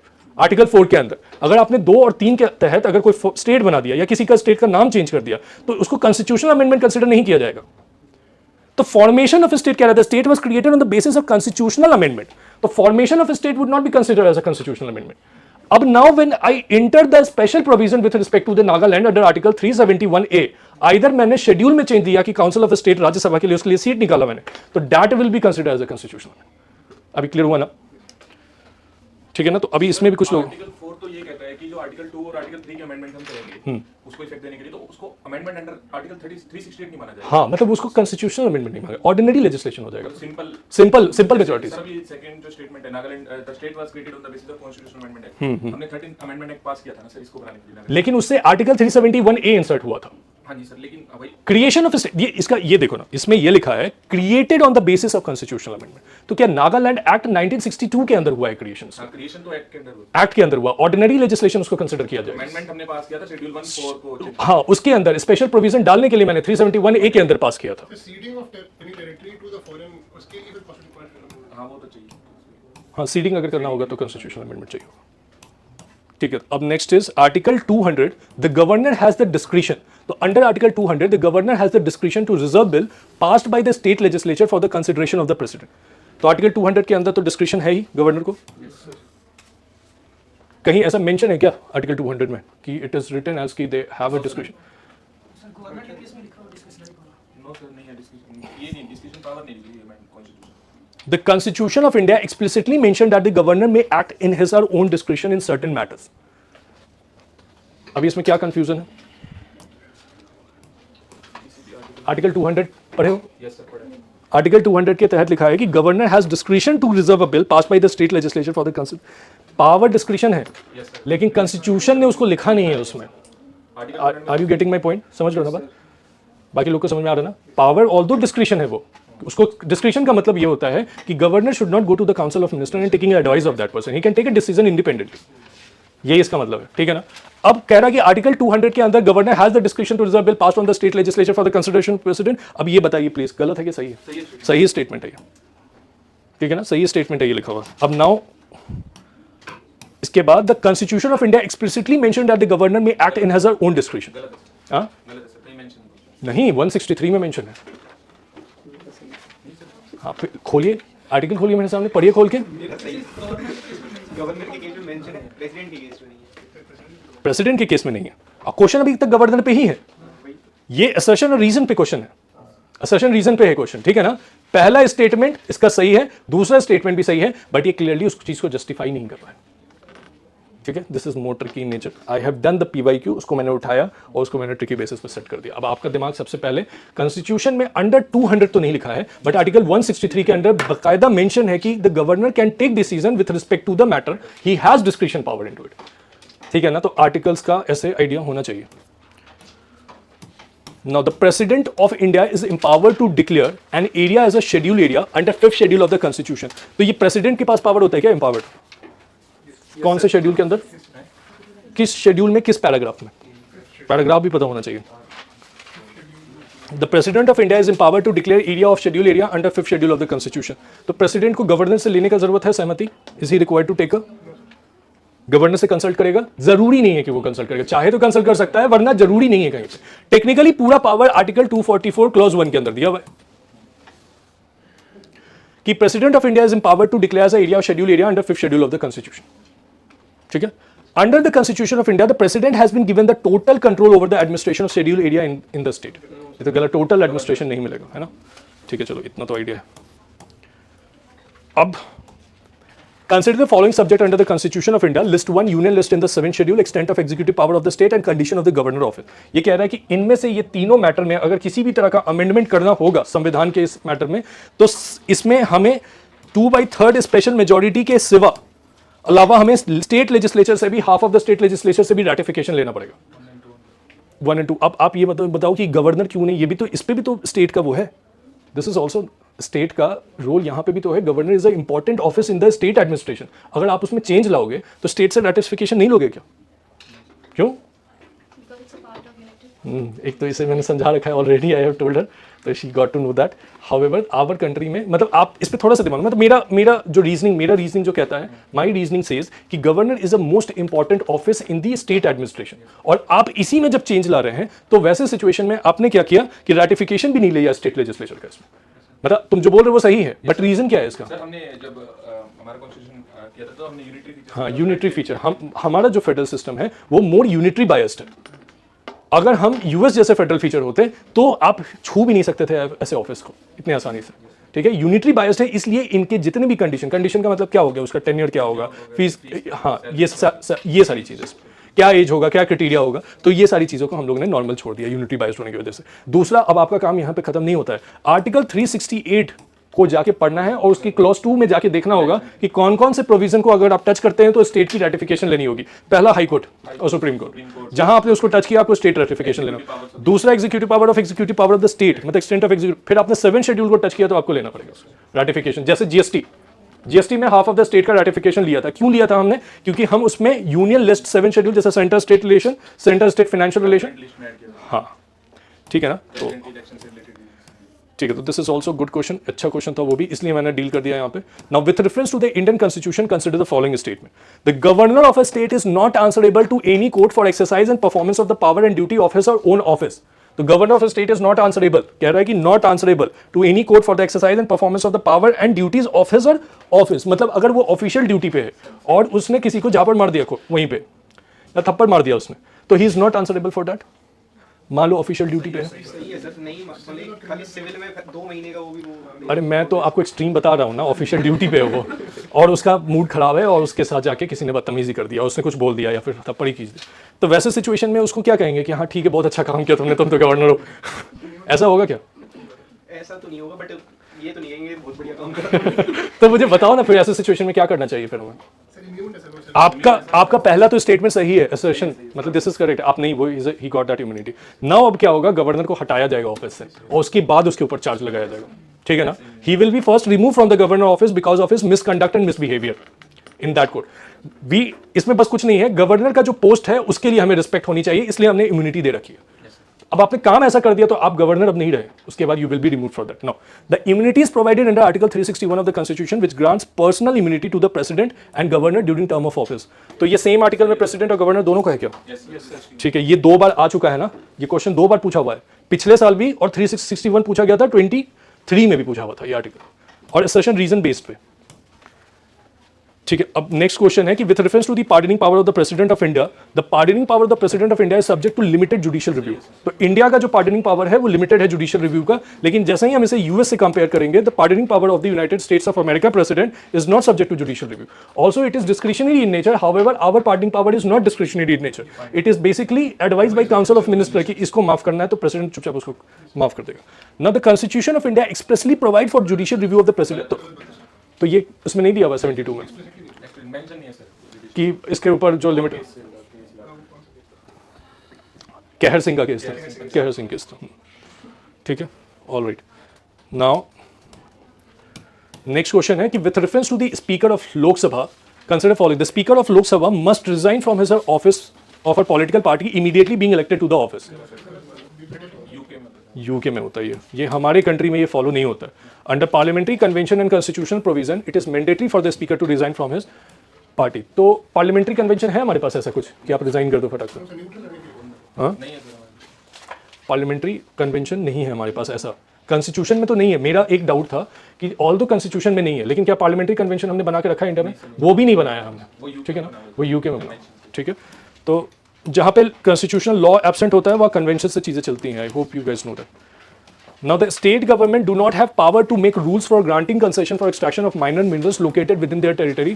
तो ये गलत है स्टेटमेंट। स्टेट गवर्नमेंट, ठीक है, स्टेट आप में से नोटिफाई सेंटर करती है कंसेशन। नोटिफाई सेंट्रल गवर्नमेंट करेगी। स्टेट गवर्नमेंट के पास ऐसा एकदम एक्सट्रीम वर्ड लिख दिया आपने, ऊपर से आप क्या दे रहे हो? माइनर मिनरल्स दे रहे हो। तो स्टेट को माइनर तो कम से कम उसके ऊपर करने के लिए रूल्स एंड ग्रांट करने के लिए, ठीक है। तो स्टेट गवर्नमेंट के पास बेसिकली माइनर मिनरल्स के रिगार्डिंग रूल्स एंड रेगुलेशन निकालने का, regarding to extraction, production, all चीज़ें हैं। लेकिन ये याद रखना है कि स्टेट गवर्नमेंट की जगह सेंट्रल गवर्नमेंट जो होता है वो नोटिफाई बेसिकली करती है कि ये मिनरल माइनर कंसिडर करेंगे, ये मिनरल मेजर कंसिडर करेंगे। So now the last question regarding to it कि with reference to Article 368 of the Constitution of India, consider the following statement. Article 368, Parliament has power to amend any provision of the Constitution. Under Article 368, can amend any provision of the Constitution? Sure हो? Article 21 हटा दे ऐसे? Article 21 को क्या ऐसे हम delete कर देंगे क्या? इतना आसानी से any provision of the Constitution के पास पावर है अमेंड करने का क्या? लेकिन वो ऑप्शन बैठे नहीं रहे। सब्जेक्ट टू बेसिक, लेकिन आर्टिकल 368 के अंदर तो है ना पावर टू अमेंड एनी। यहाँ पे बेसिक स्ट्रक्चर कहीं लिखा थोड़ी ना है, यहाँ बेसिक स्ट्रक्चर लिखा नहीं। तो मैं मान के चलूँ इसको सही या गलत मान? सही होगा ना स्टेटमेंट, ठीक है। अब कह रहा था framer of the constitution under article 368 provided parliament with absolute and unlimited power to amend the provision of the constitution. ये भी सही है। अब मुझे रीजनिंग बताइए कि क्यों सही है। अब मैं आपको समझाता हूँ कि कैसे सही है, पहले आप मुझे बताइए कि कैसे सही हो गई। मतलब ये बहुत एक्सट्रीम है, बहुत ज्यादा एक्सट्रीम है कि framer of the constitution under article 368 provided parliament with absolute and unlimited power to amend any provision of the constitution. ऊपर वाली ही बात को तो हम रिपीट कर रहे हैं, जो तुम यहां बोले थे वही तो तुम यहां पे भी बोल रहे हो। आपने एनी को ध्यान, आप एनी पे एम्फेसाइज कीजिए ना। The moment I emphasised on any, इसका मतलब कि उसके पास एब्सोल्यूट पावर है। ये फिर जुडिशियल इनोवेशन है क्या? केशवानंद और बेसिक स्ट्रक्चर। इंडियन कॉन्स्टिट्यूशन जब 1950 में बना था तो फ्रेमर थे इंडियन कॉन्स्टिट्यूशन के, उन लोगों ने आर्टिकल को ऐसे लिखा था कि notwithstanding anything under this Indian constitution, parliament may under its constituent power can amend any provision of the constitution by way of addition, variation and repeat. This was written in article 368। खोल के देखो, यही लिखा हुआ होगा, not with standing ऐसे करके, ठीक है। तो जो फ्रेमर था इंडियन कॉन्स्टिट्यूशन का, उसने तो यही कहा कि तुम्हारे पास अनलिमिटेड पावर। अब उसके ठीक आगे वाला स्टेटमेंट लिखोगे, प्रोवाइडेड कि जब आप अमेंड करेंगे कॉन्स्टिट्यूशन को तो आपको 2/3 मेजॉरिटी में रखना होगा, 2/3 स्पेशल मेजॉरिटी का जाना होगा। तो आप अमेंड कर सकते हैं लेकिन आपको 2/3। तो उन लोगों को लगता था कि 2/3 मेजॉरिटी लाना बहुत मुश्किल है, ये इतने आसानी से नहीं हो पाएगा, कोई ना कोई तो अगर गलत हो रहा होगा तो खड़ा हो जाएगा। लेकिन उस चीज को इंदिरा गांधी ने भी वो कर दिया उस टाइम पे। तो the framer of the Indian constitution has given the procedural limitation under article 368 and not the substantive limitation. Later in 1973 Kesavananda Bharati case has given the substantive limitation, जो आप अभी बेसिक स्ट्रक्चर डॉक्ट्रिन बात कर रहे हो। तो जो अर्लियर फ्रेमर थे उनको इतनी समझ नहीं थी इस बात की कि ऐसा भी दिन आएगा जब कॉन्स्टिट्यूशन को अमेंड इजीली किया जा सकता है। ठीक है ना, क्लैरिटी ऑफ कंसेप्ट हुआ ना। तो आर्टिकल 368 के तहत अब्सोल्यूट पावर है बाकायदा, ये मेंस में डायरेक्ट ये स्टेटमेंट आ जाता है और नीचे लिखा रहता है जस्टिफाई। अब आपका काम है कि आपको समझाना होगा कि आर्टिकल 368 के अंदर तहत उसको पूरा अनलिमिटेड पावर है। हमने उसके ऊपर प्रोसीजरल और सब्सटैंटिव लिमिटेशन लगाया है। प्रोसीजर का मतलब 2/3 मेजॉरिटी, जॉइंट सिटिंग हम नहीं बैठा सकते कॉन्स्टिट्यूशनल अमेंडमेंट में। Substantive limitation Kesavananda Bharati case और मिनर्वा मिल केस में जाके बोला गया कि सुप्रीम कोर्ट हैज गिवन कि आप बेसिक स्ट्रक्चर को टच नहीं कर सकते। संविधान ने कहीं ये बात नहीं लिखा है कि संविधान का एक बेसिक स्ट्रक्चर है, ठीक है ना। I hope this is clear to all of you. ये चीज़ की अंडरस्टैंडिंग अभी भी बहुत लोगों को नहीं, जो अभी भी बता रहे हैं आपको, ठीक है ना। तो this is all about of it. अब आप मुझे बताइए कि जो करंट अफेयर्स की क्वेश्चन है उसको कम करके थोड़ा पॉलिटी के क्वेश्चन डिस्कस करना है तो वी कैन डू दैट, ठीक है ना। करंट अफेयर्स भी 30 और polity 10-20 questions we will discuss on to that, ठीक है। जहां पे डाउट हो, polity is the most strongest subject of mind, यही मैंने पढ़ा था पूरे साल तो आपको कुछ भी नहीं समझ में आया तो फिर आप मुझे बताइए, तो आई एक्सप्लेन यू दैट कि कोरिलेट कॉन्स्टिट्यूशन को आर्टिकल के बेसिस पे करना होता है, लक्ष्मीकांत की किताब से नहीं करनी होती। आर्टिकल को कोरिलेट करके समझना होता है कि फ्रेमर ने क्या बताया और इसने क्या बताया, ठीक है ना। तो दैट आई विल, चलो ओके, ऑल राइट।